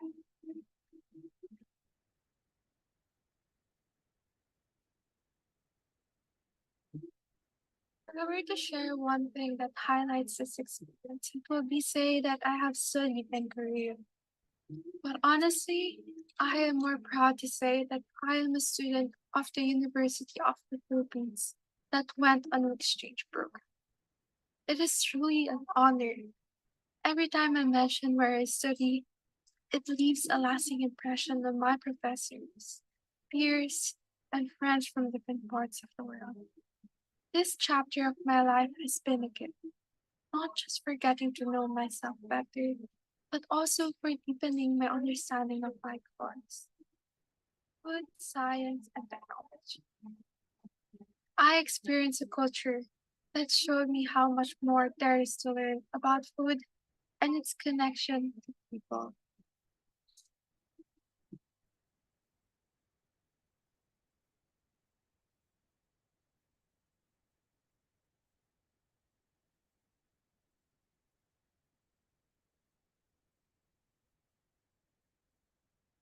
I went alone, and at first it was a bit scary knowing that I was the only Filipino in the program at home. But that fear quickly passed. I was so happy to go through things on my own, explore new places, and even learn things I had never known before in Korea. I am forever grateful for this experience, as I met a lot of great people, amazing people.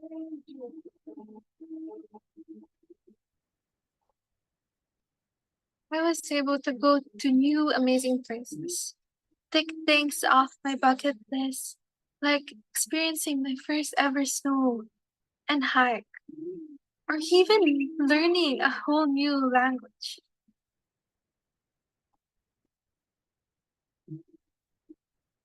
If you ask me what I learned from this experience, it's that I am just a speck of dust in this vast universe. But a universe this big? I know for sure we can always find a home wherever we go. I found home in the people I met in Korea. Despite our differences, we found a way to build a sense of home together. If you ask me if I would do it all again, the answer is definitely yes, because I know I would do it at the University of the Philippines by myself.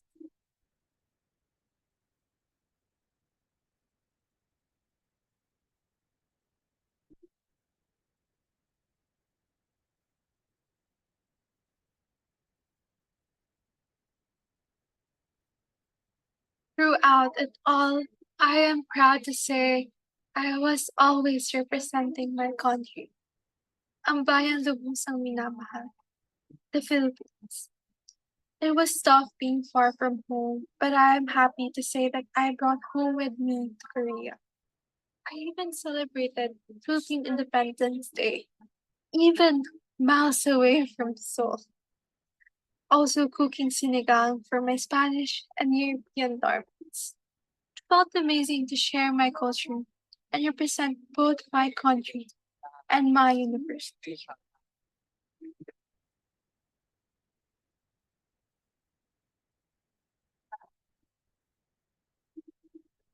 all of these, I want to thank my advisor, Sir Blo, for helping make this possible, as well as Sir Enzo, Miss Mai, Sir John, and of course, Miss Denise.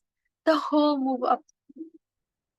None of this would have been possible without the financial assistance I was granted. It made all of the experience, food, programs, and everything else possible. I wouldn't have been able to enter Korea without Move Up. Move Up was able to help me every step of the way, from processing and going through it all. Thank you, Move Up, because felt like I was never alone. Thank you to my family and friends. And above all, I want to give thanks to my God, who has never failed me. This is for you, always representing the University of the Philippines. Salamat, kamsahamnida, padayo.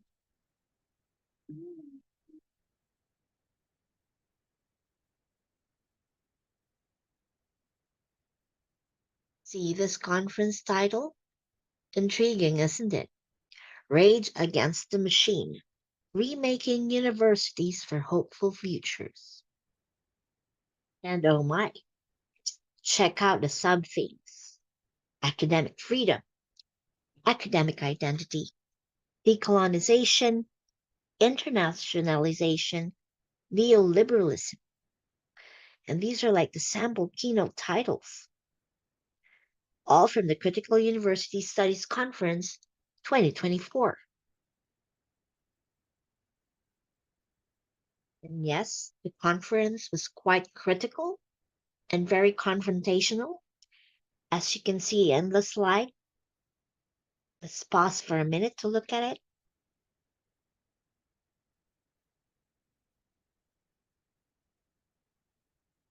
And yet, I felt hopeful.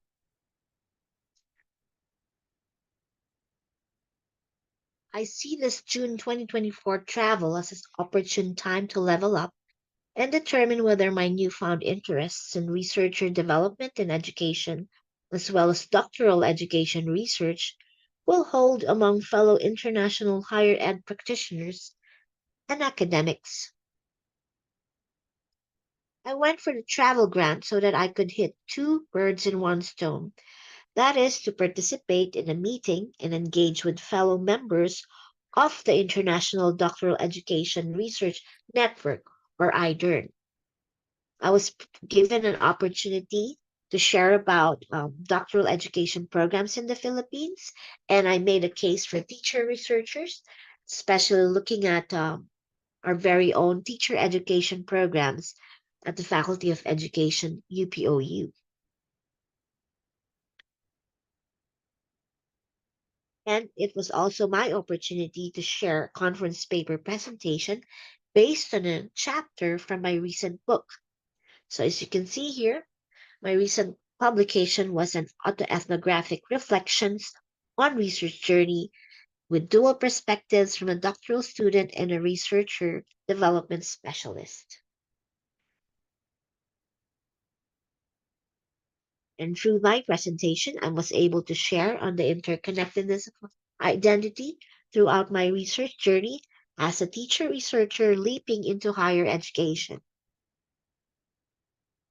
Such international experiences could only happen with financial support from the OVPAA grant, specifically the Oil Travel Grant. Everything to help us help ourselves are found in their website, and oil staff members will patiently handhold you through the process. They're quite nimble in their ways. In fact, it's genuine public service to us faculty members who are public servants ourselves. I read about the oil travel grant at a time when I was going through an existentialist crisis as an academic at UP. I mean, don't we all feel this at certain times, and as we are all part of a bureaucratic system? So sometimes when we are all in the same boat, it helps if we look beyond the waters. And one way to do that is really to learn from others and learn with each other in international conferences.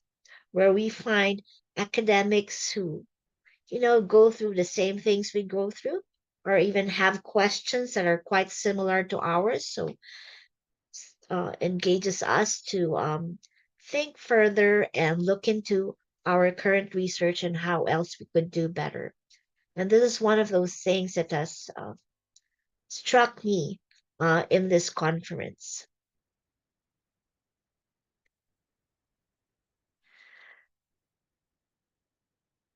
And what's also good about, traveling and getting into international conferences is that we do find time to reflect. And in those reflections, we find the right words to describe how we can deal with our future and go back to our practice and ourselves so that we remain hopeful of UP Naming Mahal, remain constant with our purpose, our reimagined selves, and always find the best reasons to be here at UP. So it's UP Fight, Laban, Laban Lang.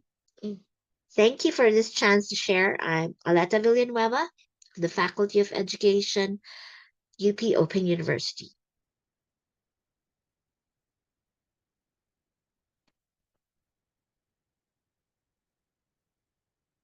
Thank you for your videos, Angela and Dr. Villanueva.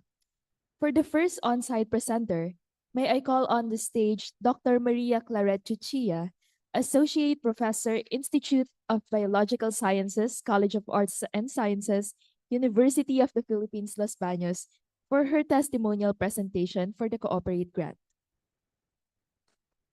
Thank you very much. Magandang umaga po sa ating lahat, sa mga on-site participants and definitely to our online participants.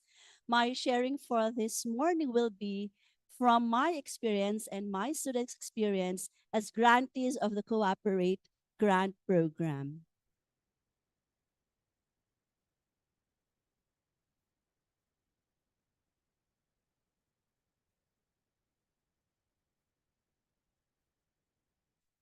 So this grant program, next slide please, salamat po.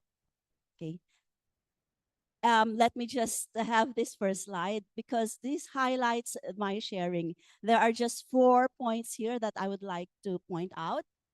Development of research, creative manpower, research cooperation and academic training with international partner universities. We have partnered with Ehime University. This is down south of Japan. It's about 1 hour and 40 minutes by plane po from Tokyo. So it's really, and we do have an existing academic partnership, rather an MOU or MOA with Ehime University that enabled for us to apply for the Cooperate Grant under the UP Oil system. Next slide, please. Okay. So this is the timeline of our experience in getting the Cooperate Grant. By September of last year, we applied, or rather we prepared all the application documents, and we had a consultation via Zoom with the staff of the UP Oil.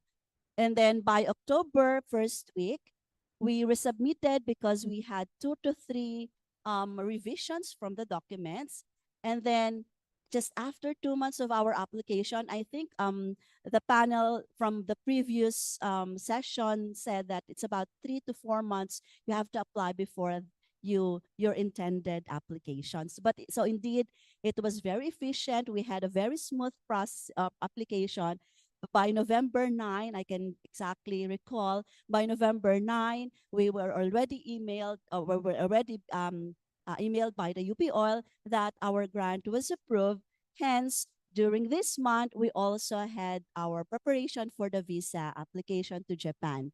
And then by January 8, we're good to go. We arrive at Ehime University, and my student, she is an MS Zoology student. She's now in her second year, finishing hopefully this semester. Hopefully she will graduate, okay, and then she will defend her thesis this semester.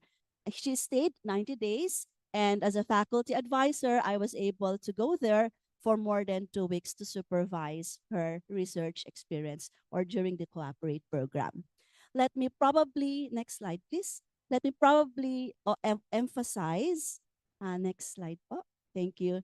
These were, I think, the highlights of mine. Like what Dr. Aleta Villanueva said, we will never be able to experience this research collaboration, my student thesis research, if not for the financial support, definitely. I think I cannot overemphasize, pasensya na po, maraming immediate dyan. This just reflects the professionalism, and I like the term of our previous presenter kanina, yung nag-testimonials. This shows the public service, the heart of a UP staff, definitely by the staff of UP Oil. I can the instruction and the guidelines are in the website already. There were immediate replies and help with the inquiries. I have had several errors in the PDF document from the first submission process. However, immediately they emailed me, okay, to do this and to do that. I also had 2 to 3 revisions from the LIB or the for the what do you call it? The LIB, and then definitely computation, quotations, airlines, etc. But again, we had a very immediate help via email from the staff of UP Oil. And therefore, when we had delay of submissions, we were given leeways 2 to 3 days because we were waiting for the signature, and they were very accommodating to understand that indeed we had 2 or 3 days of delays for some. Definitely, again, my fourth here, immediate updates. We were able to get immediate updates. So again, pasensya na po. What I want to emphasize is the highlight is that the stress, or rather the mental process of application, we never experience it. Me and my student never experience. So when you say application for a grant like this, so you are more like makukuha pa kami, etc. But we never felt that way. So a big thank you to the UPL staff for that care and for the help in the process. Definitely, until when we came back from the Cooperate grant, after 3 months, my student and I had activity reports and liquidation. But again, we had a very smooth process. So I assure you, and I encourage you to really have this experience. Next slide po. Okay. This Cooperate grant, definitely like what it says, is for the research collaboration or research development. And indeed, it enabled me to do continuous research from the Laboratory of Environmental Toxicology through the leadership of Dr. Hisato Iwata. He is also, I was lucky enough that he had a big program called the Leading Academia in Marine and Environmental Pollution Research, which is a center for marine environmental studies. Hence, okay, so if you can see, we had series of meetings, definitely, and he was able to support my stay and the 3-month stay of my MS student. Next slide po. Okay. I do not have slides, or rather, I wish I had a video of the food in Japan or the sakura trees. Unfortunately, medyo formal po yata. We did just for the 3 months, my student, if you can see, experiments. So, siguro mabatukan ng estudyante, ma'am, di ako nakapunta sa ganun. No. But what I really wanted to say is that we really took this opportunity because in the science field, as you know, the infrastructure, the equipment, just the consumables in our scientific experiment, you can do it in Japan for 1 month, but you can, rather, if you do it in the Philippines, unfortunately, probably just the ordering of primers, just the use of mass spectrometer, medyo 1.5 years pa bago. And then so for 1 or 2 months, you can do a lot already. So unfortunately, we do not have many experiences going out. Sana sana lang estudyante ko one weekend nakaano naman siya. But we did experiments. Next slide, please. Because as you can see, pasensya na, baka babato ng estudyante. Because you can see here, we arrived January 8. And then we had just a 1-day orientation from January 10 up till April 5 until we presented until the last day, before the day. I really remember, April 6, umalis kami, April 5, talagang naggagawa pa kami ng QRT-PCR. Sige, habol natin, sayang yung 3 jeans na to. Sige, go. Because we really took advantage of the good infrastructure and the research collaboration and the advice of Dr. Hisato Iwata. So next, please. Let me just summarize probably by this testimonial from my student. We, and I, if I may quote her also, we are really grateful that the UP Oil Cooperate Grant. She was able to finish the experimental stage of her thesis. This experience has given her a hands-on experience on definitely some equipment that we were not able to do here in UPLB. And I am just proud to say that this will enhance her employability. She is now she will be an RA in one institute because of experience. And then this has deepened her appreciation in the field of science and ecotoxicology. But more than that, I think I'm proud to say that as an advisor, I was able also to share to her the experience of making her more independent, self-confident, and fostered her, rather to expand her networks, academic enrichment, and most of all, her personal growth. So with that, let me thank you again, everyone who from the UP All system, from the UPLB as well, and definitely for this experience. Maraming salamat po. Thank you, Dr. Chichia, for sharing your inspiring experience with the Cooperate Grant. Next, calling on stage, Mr. Rajan Yaguno, BA Multimedia Studies, Move Up grantee from the UP Open University for his testimonial presentation for the Move Up program.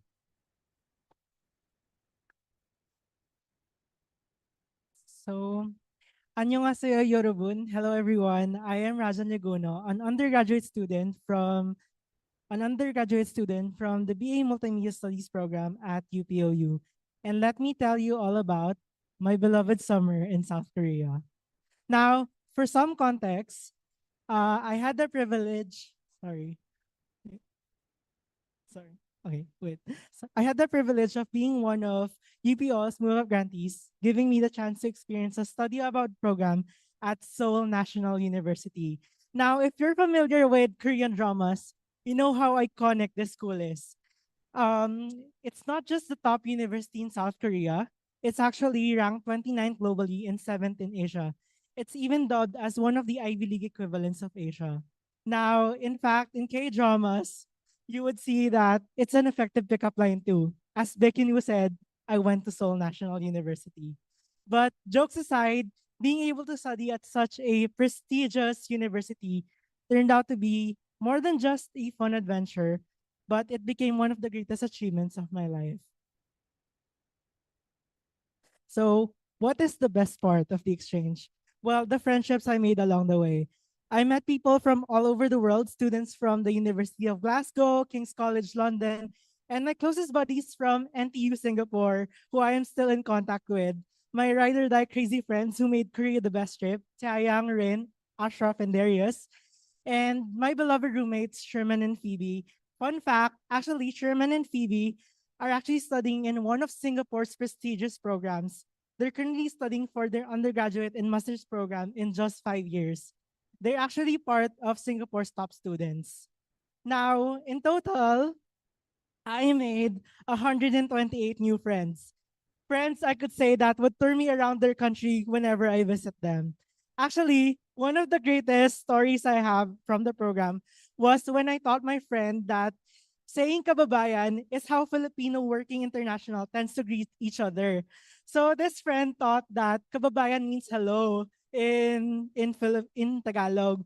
So the next day, she went to her class, like running, full of Athenians, and shouted in the classroom, "Mga kababayan!"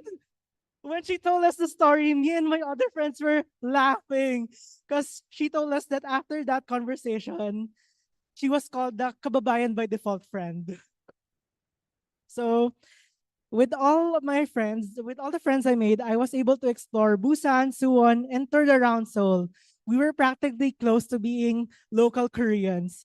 And if you're wondering what that picture is, that's actually North Korea. We visited DMZ during our visit, and we went to this 11-story down tunnel where we were 5 meters away from North Korea. Such a surreal and terrifying but fun experience. Now, again, what is Korea known for? K-pop, right? So during my time there, I had some random run-ins with K-pop idols. I bumped into Hypen at the airport. They were actually at the back of my back during the immigration. And I caught Icon performing for free. And believe it or not, I saw Blackpink at the mall. You just never know what surprises they will throw you. Life in Korea is such a random experience. And of course, the academic experience. At SNU was experience at SNU was on another level. As a top university in South Korea, it attracts students from the best of the best universities worldwide. On my first day, I found myself in a class with students coming from Yale, Harvard, Macquarie, NUS, and Tsinghua, and many more. I was overwhelmed at first, and I remember one student there, and she said it with a positive note. She didn't mean anything bad. She said, Rajan from UP, right? UP. Well, either way, welcome to the big leagues. That moment hit me hard. I knew I wasn't just representing myself. I was representing UP and UPOU, and I could not afford to fall short. I also had a chance to be a student of one of the great minds of marketing in this era, Dr. Bowman. If you're a nerd like me on marketing, he is the Bowman you read in books, who created the term necro branding, where he studied that dead celebrities have brandings that need to be sustained. Also, in multimedia studies, plugging in my course, we learned that culture is a determinant of communication.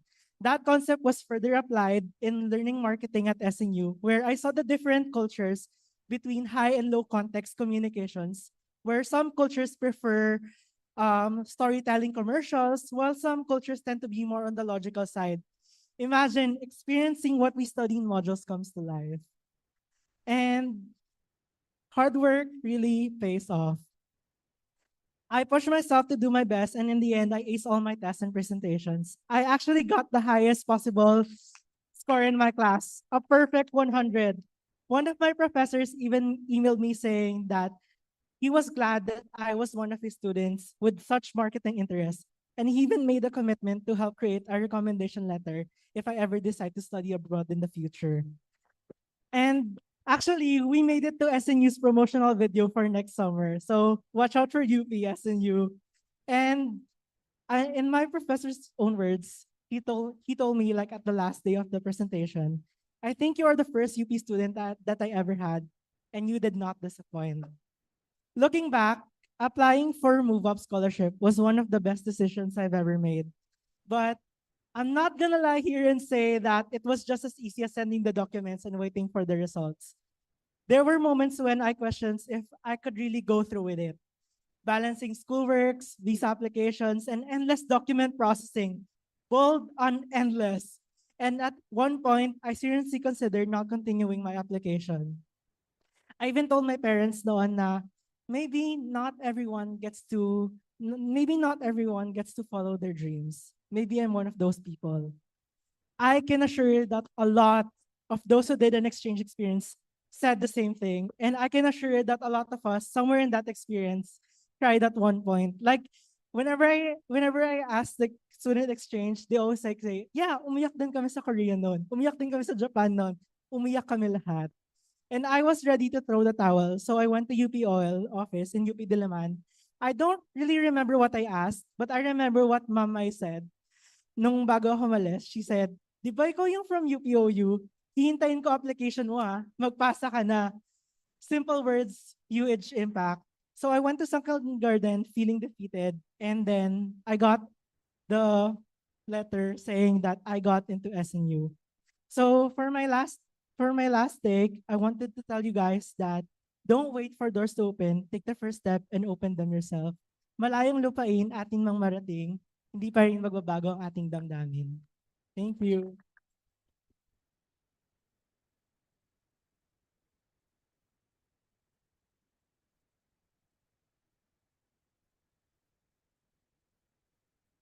Thank you everyone for your insightful testimonials.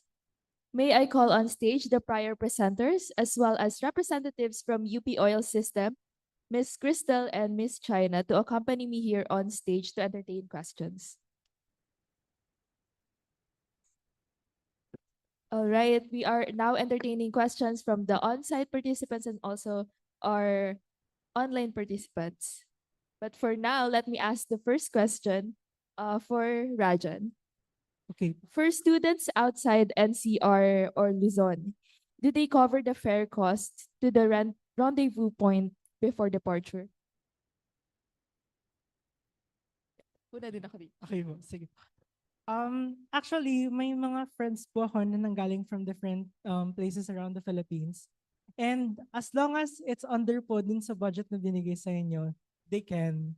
But yes, at sabi nga din nila mamay noon, this money is from the taxpayers of the Philippines. So use it well talaga.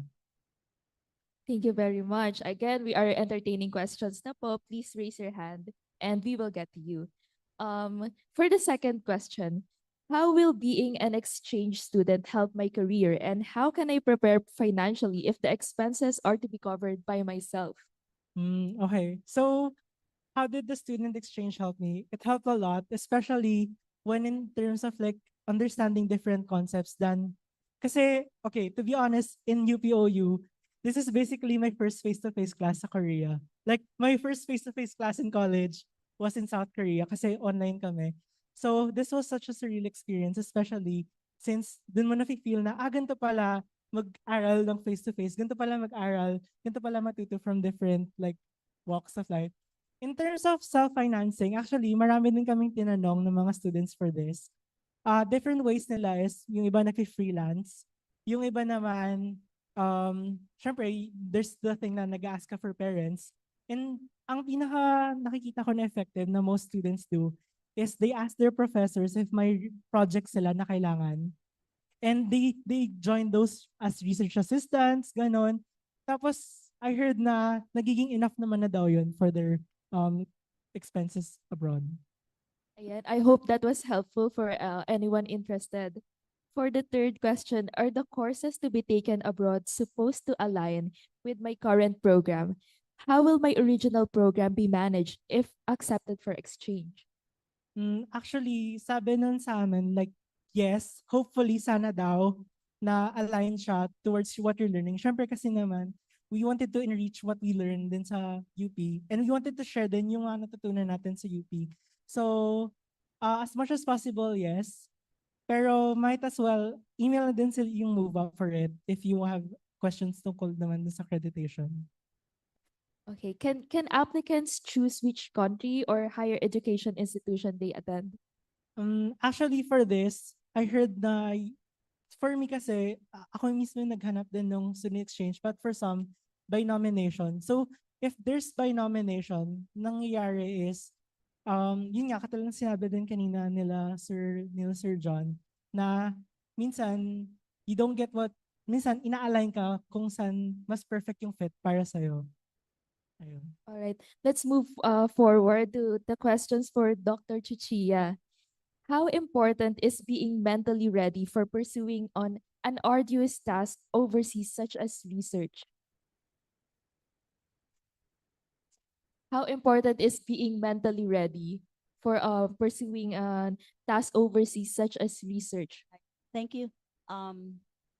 It's really the first thing should be mentally preparedness for the research because the system abroad or rather in a foreign university is way different from the research experience that you will definitely experience that you have experienced here in the Philippines. So you have to have a big jump over the way of system in the research university in abroad, especially in a first world country like Japan. And then, for example, like I've said, my student and me, my student was able to do her research for 3 months. So that amount expected from the host university and from Dr. Hisato Iwata will be a lot based on the student manpower, rather the ability.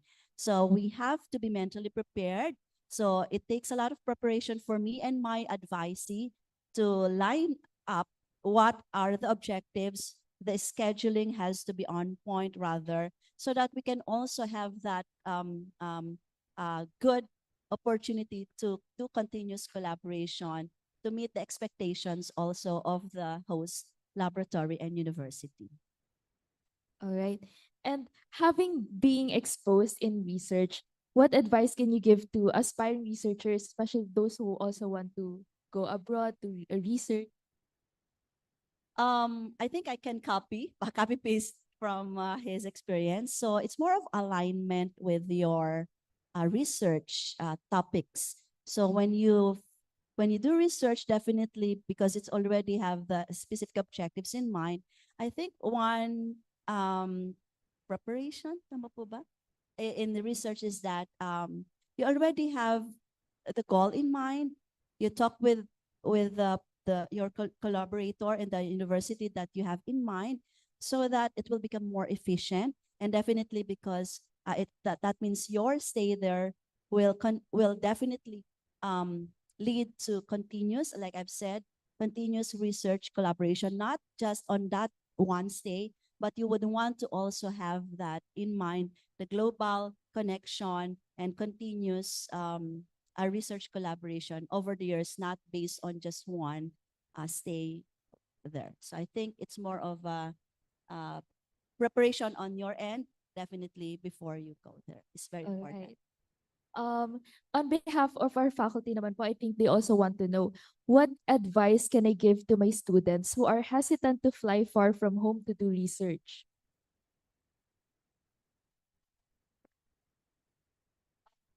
Like what we have been saying, over there, I think the advice is just be open to new opportunities, because fear of the unknown.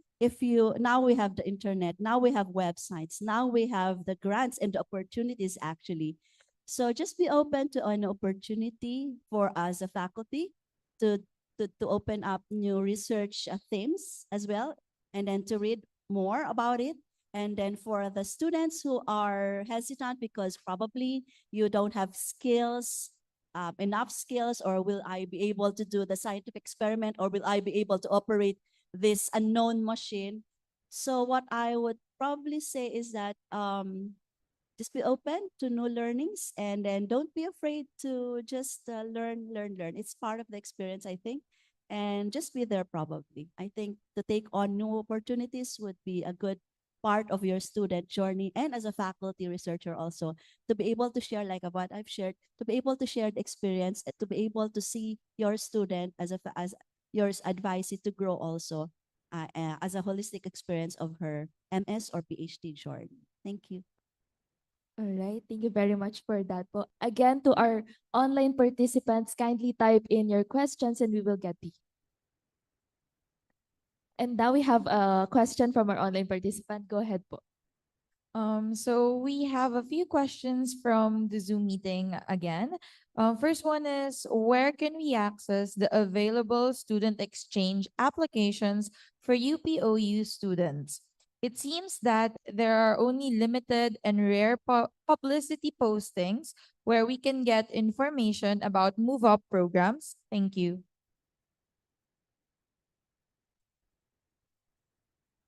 And for the ICT materials where can we access the information regarding the student exchange? First is syempre digitally dun sa website po namin.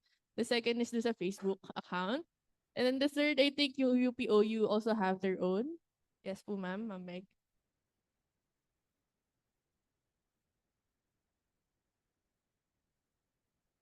Thank you. Yeah, just to add, we have a microsite for OVCAA wherein yung linkages, subpages there, and the link for a move up program is also there. You can check that out. Thank you. Siguro to add din to possible virtual exchange opportunities for UPOU students. We, through APRU or the Association of Pacific Rim Universities, they have virtual student exchange. So usually our office posts announcements for the cycle period. So so we encourage you to follow our social media page so that you will be able to know the application cycle and the requirements for you to apply. And then there are also virtual internationalization opportunities available. So that can also be supported actually by the Move Up program. So if ever you have any questions specific to a virtual type of exchange, please feel free to reach out to our Move Up team and they will be gladly to answer and assist you through your application. And To add din po, as a UPOE student, it's best to look dun sa Facebook page ng UP Oil system talaga. Like, I think dahil dun sa UP Oil system, there are some exchange sa HALA, there's other naman sa NUS. So, dun nila nahanap yun. So, might as well just do what they also do. All right, we have another question for our online participants. So we have a couple of questions from Zoom once again. So the first one is, this is a question for my associate student friend. So the question is, do host universities accept applicants for those students under associate degrees who plan to continue bachelor's degrees at the host university?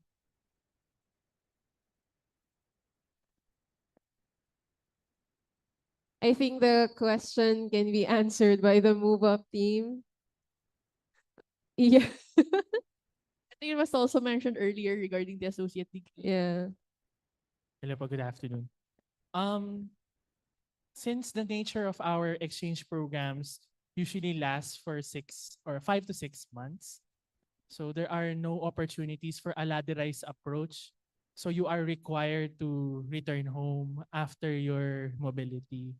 So to answer that, associate degree students can participate in exchange if the host university accepts undergraduate students. But some partners require bachelor's at a bachelor's level.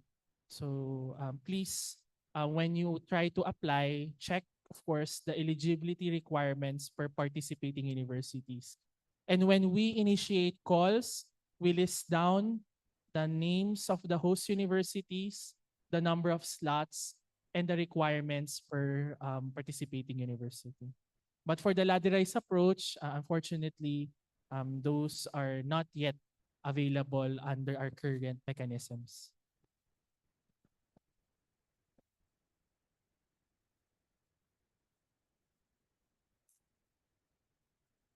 Okay, we have another question again from Zoom.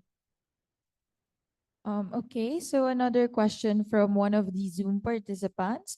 Is there going to be another opportunity for UPOU students like the HIP program again?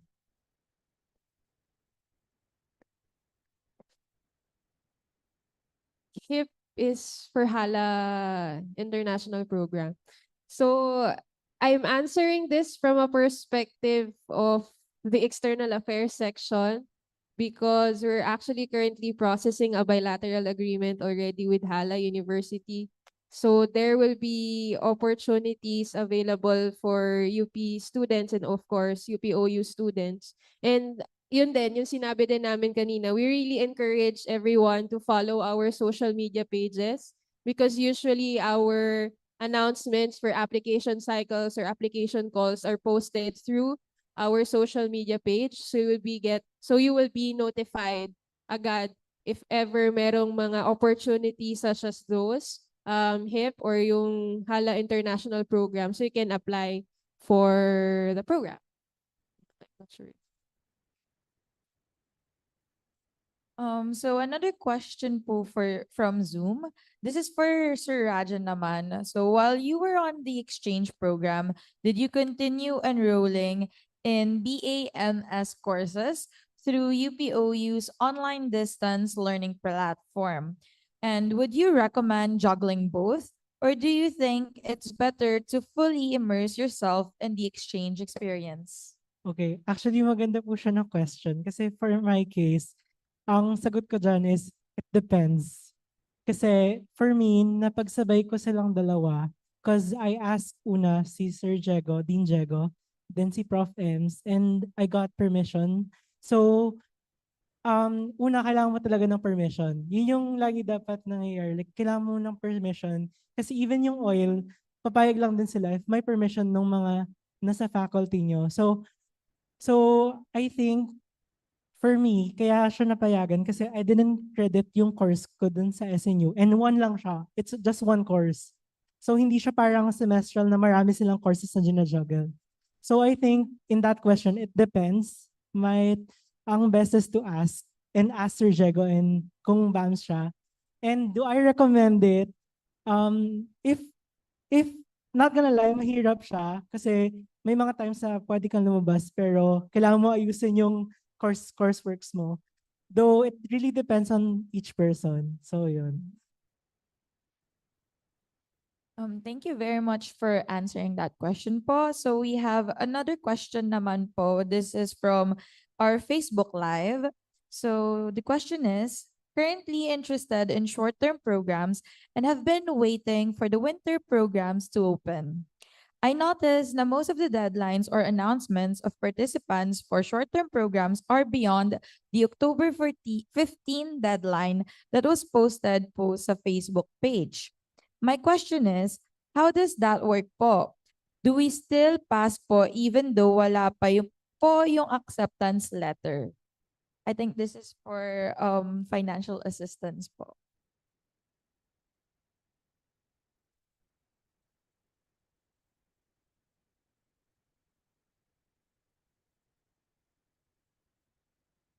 Hello, hello.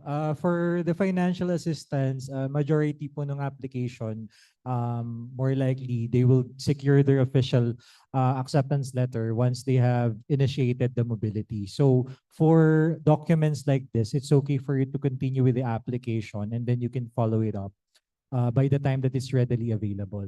So we are processing this in accordance to the timeline that we're strictly implementing for future timeliness of you securing the grants prior your respective mobilities.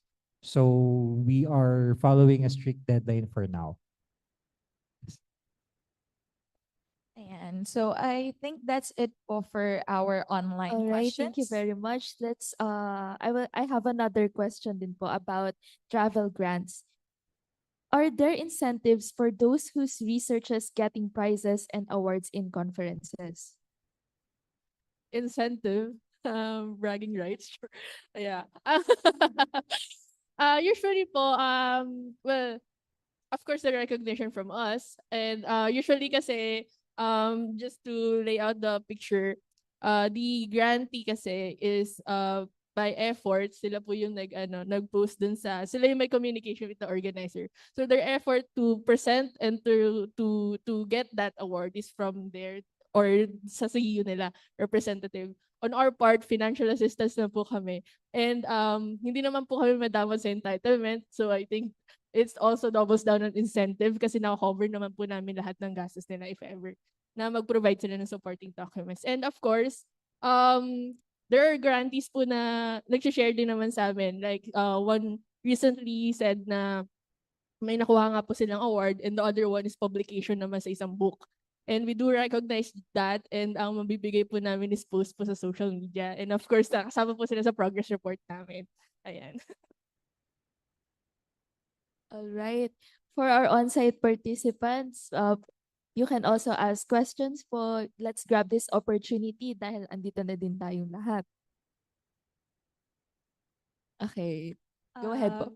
Hello, good morning. I'm Alexis from UPLB and also a member of the Society of Exchange Students. So, if I may ask, for example, the host university that I'm eyeing is partnered with the different UP system that I am in. Like, could I be able to apply for that as well, or is it only for the universities that is partnered with UPLB? Thank you. So if how the student exchange or at least agreements work is that if the agreement is at the system level, meaning all of our campuses, all the students from all the campuses can apply for the student exchange program under that host university. So let's say let's just take Seoul National University for an example. Let's say it is a system level partner. So all the students from Diliman, from Manila, Mindanao, Los Baños Open University, as soon as they open their nominations period, all of you can apply for the student exchange program at Seoul National University. However, there is usually a quota per partner university that, for example, for a semester, they can only accept 2 UP students. So you have to vie for that 2 spots. And Ian, as he discussed earlier, there's already an internal metric or scoring system that we use to give or to allocate those slots from partner universities.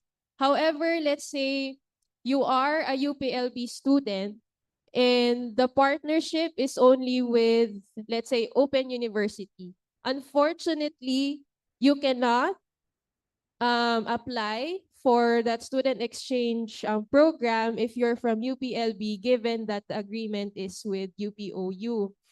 So this is the difference between having an agreement at the system level and an agreement at the CU level, because kung sino lang po yung nag-sign ng agreement na yon, especially sa mga CU level natin na agreement, sila lang po ang pwedeng gumamit ng agreement na yon and magpadala ng students doon sa host university. So kuha naman tayo ng isang partner. So let's say si Korea University ay, yun nga, UPOU partner, pero ikaw ay LB student, tas gusto mong mag-apply sa kanila, unfortunately, hindi pwede. However, ang pwede mong gawin is you can ask your IRO if pwedeng mag-explore ng possible partnership kay Korea University, especially if meron ding magiging alignment or meron ding mga common areas of interest yung both university.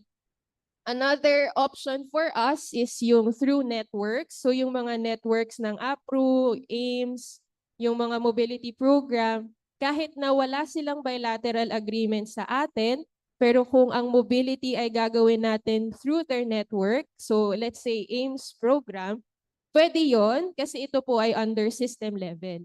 So yung AIMS, kung familiar po kayo sa AIMS, ito din po ay isang financial support para sa ating undergraduate students, especially sa mga nasa Southeast Asian region, no, mag-mobility kayo within the member universities of AIMS program. So pwede kayong mag-check ng list of partner universities at your IRO. Pwede din kayong mag-check ng partner universities at the system level. And then last but not the least, i-check din natin kung saan tayo network or network member para makita din natin yung complete list of pwedeng host university for your exchange. So madaming options, pero yun lang, may limitations lang a bit, depende kung saan naka-implement si agreement. All right, thank you very much po for that. Are there any other questions from our on-site participants? Yes. Good morning, everyone. I'm John Pempena from UP Lisbanias and the Society of Exchange Students. My question is, if I had a successful mobility before through UPLB Office of International Linkages, can I still apply for an exchange program through the UP System Oil? And how would this affect my chances? Would it be an advantage or a disadvantage given the premise of giving chances to others? As far as I know, you can still apply for Move Up, at least for Move Up program. It is actually subject for approval and availability of funds. So meron po tayong mga Move Up alumni na ilang beses na pong nag-apply sa program. Nandito po yung isang example natin, si Maria. Marami na po siyang naging student exchange program under Move Up. So possible naman po yun. Ang inaano lang po namin, no, ang ini-encourage lang po natin is for you to settle your liquidation report on time para hindi rin po ma-delay yung mga next or yung mga succeeding applications nyo. So kung meron man kayong other questions, yan dito po sila Move Up team to help you out on your application.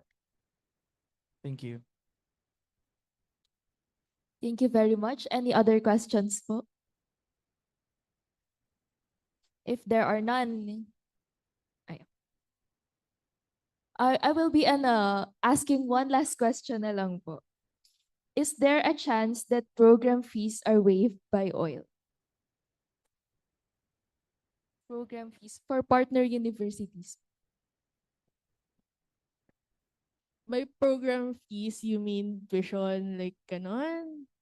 Um, yes, for I think pwede naman siya for the financial. I think this is better answer for the financial assistance na Yung si Sir Ian or si Sir Johnny. For most short-term programs, if some universities offer program fee waivers for partner universities, but others are not. So technically, tuition fee lang po talaga yung waive under our agreements. But some host universities like Hokkaido, for those who are participating on Hokkaido Summer Institute, so they waive the program fees for partner universities. I think they extended the program fee waiver this year kasi supposedly dapat magko-collect na sila ng fees. But those are instances wherein some partnership agreements also have implication on short-term program fees. And also circling back also on the nominations from CU to system exchange, just to also qualify what Ms. Shai mentioned. Again, sa system, the nominations depend on CU endorsement. So each constituent units have their own mechanisms to review application. So let's say if I am a UPLB student, I already participated in a CU-based exchange. It still depends on the evaluation of the CU if I will be endorsed to a system exchange. So syempre, ang prioritization is to give chance to first-time applicants. So yun lang din yung consideration on that. You can participate in a system exchange if you are a former CU-based exchange student, provided that your CUs endorse you. Without CU endorsement, I think we can no longer act on it. Thank you. All right, thank you very much po. Since we have a little more time, I will be asking more questions. Can I apply to non-UP partners for internationalization?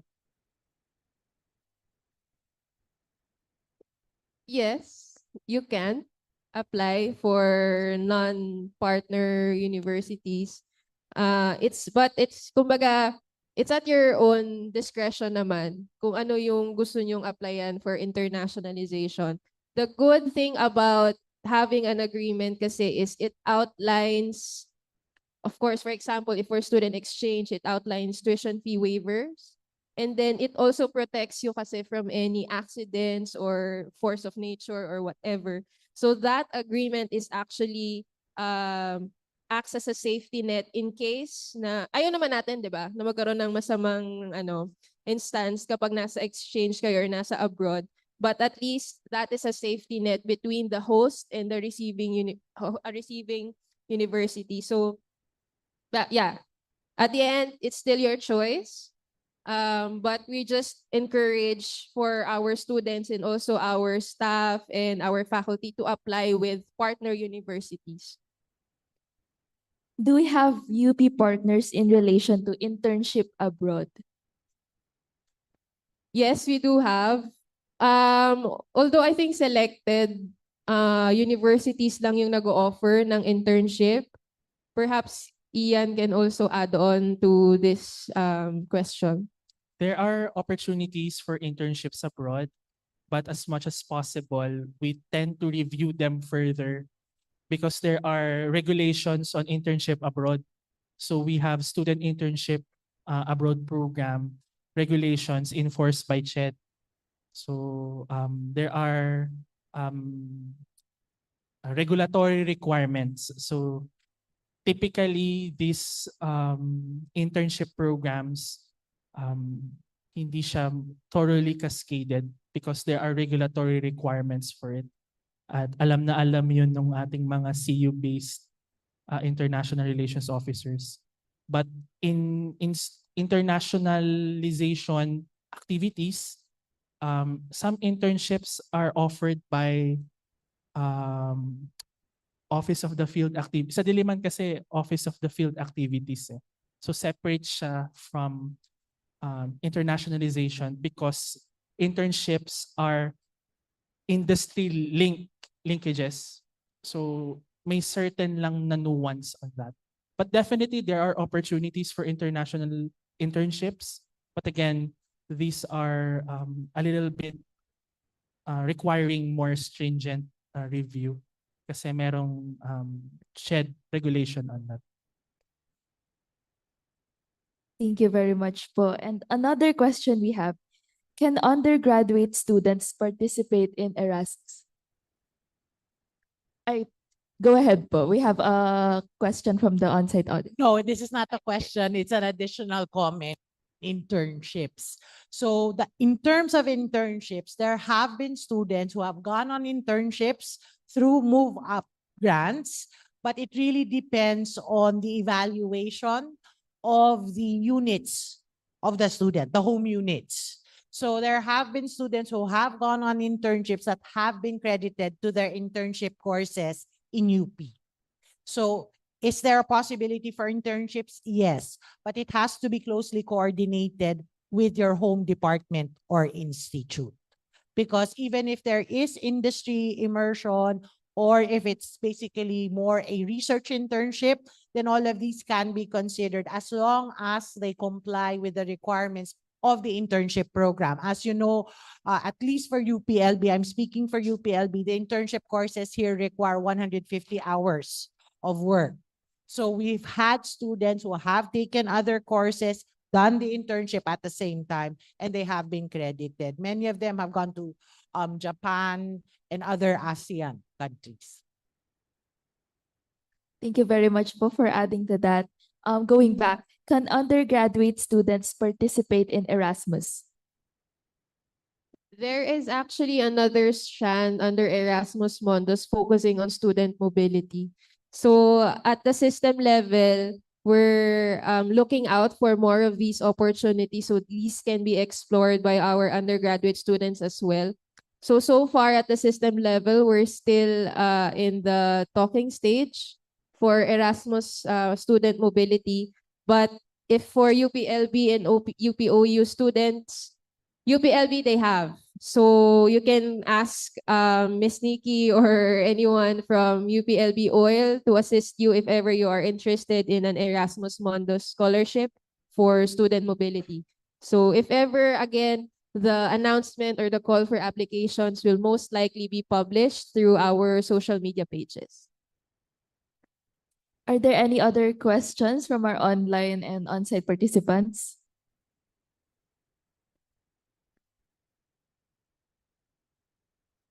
All right, go ahead po. Hello po, I'm Adler from UPLB and a member of Society of Exchange Students. So I have two questions po. Can I apply for Move Up even if fully funded yung program abroad? And second question, do you send rejection letters kapag nag-a-apply? For the second question, if they send rejection letters, as far as I know, yes, they do. It's just of course, it's a common courtesy, I guess, extended to the students on your status of application. So we still do that in the office. We still do send rejection letters. As for the first question, there is a provision in the move up contract that students will need to return funds if these certain areas are already covered by the granting institution. I will be sharing something, but of course, the move up team can further provide. But as far as my memory recollects me,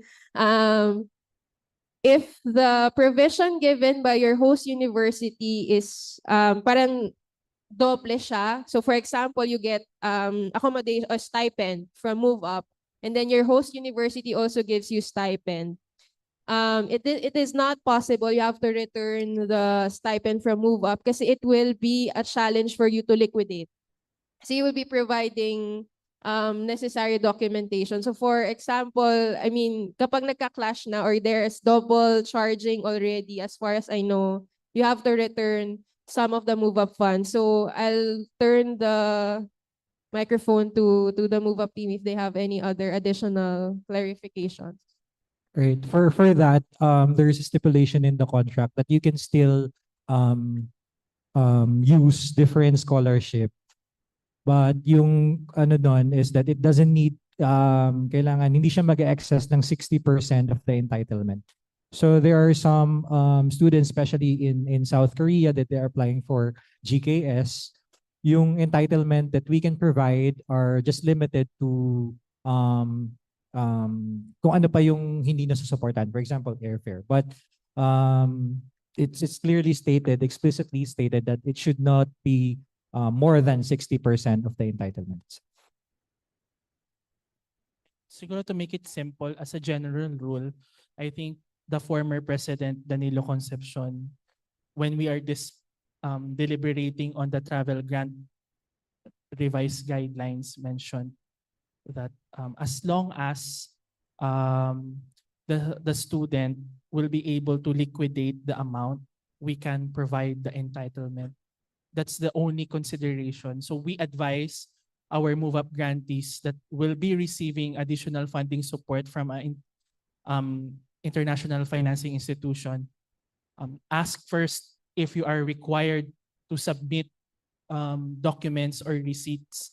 Otherwise, you will forfeit the amounts provided for you by the university.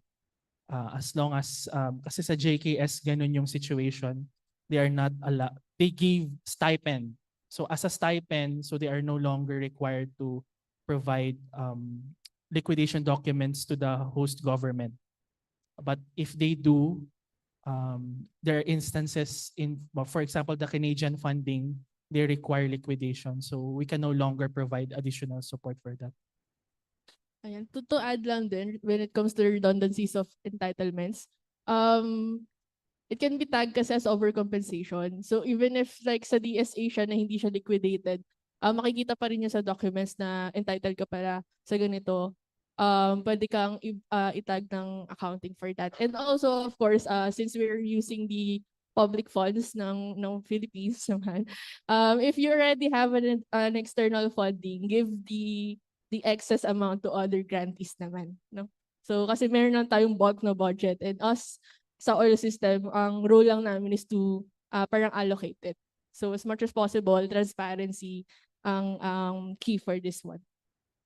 Thank you very much, Po. We have a question from our online participants. We received another question from one of the Zoom participants.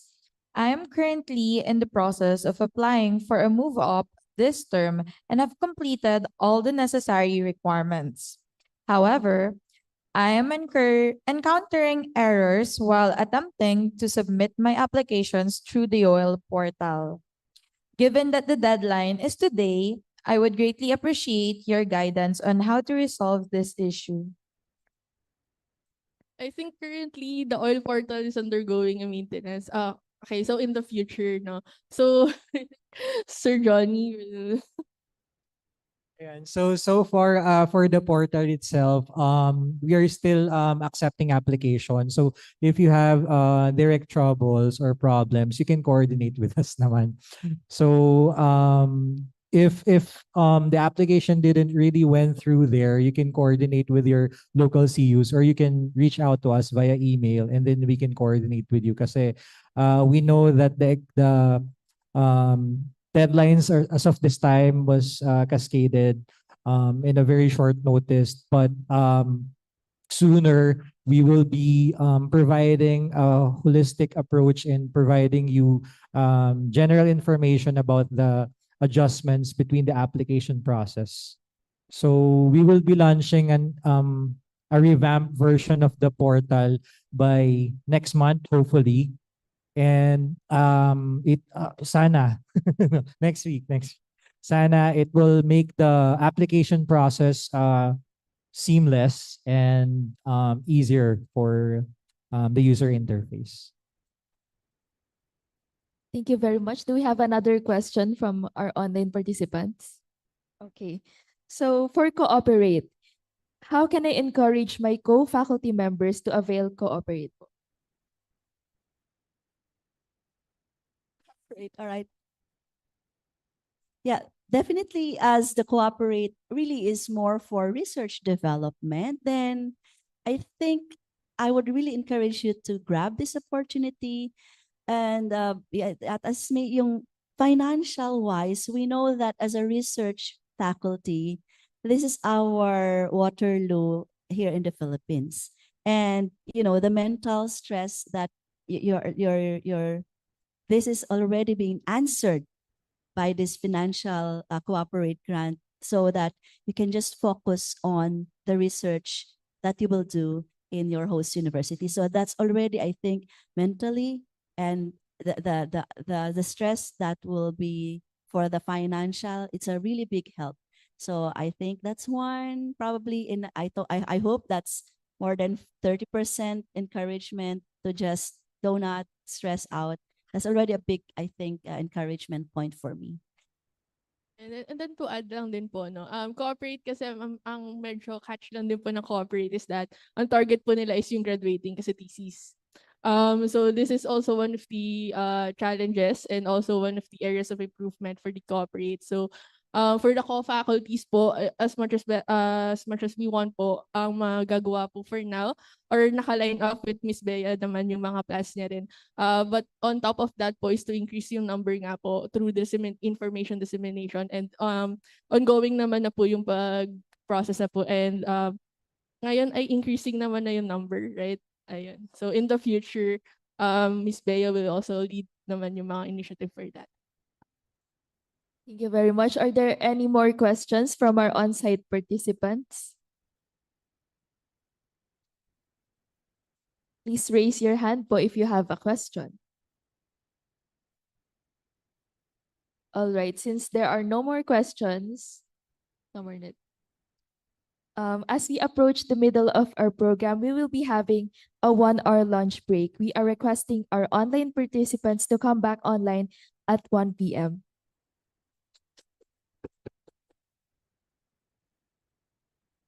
For our on-site participants, please remain seated as an awarding ceremony for the giving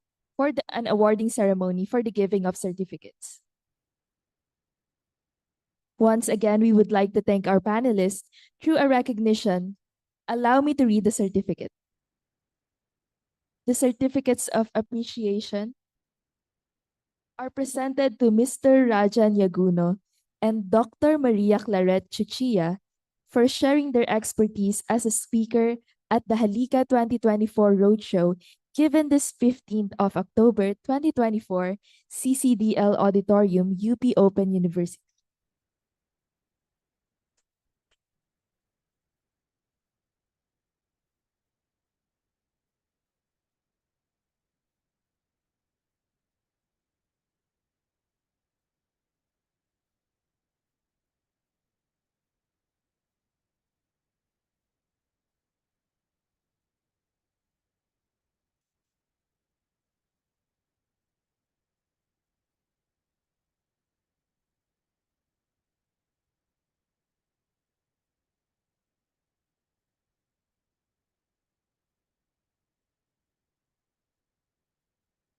Alright, maraming salamat po again to our panelists and also to our participants for an engaging question and answer portion. Now we will be having a 1-hour lunch break po.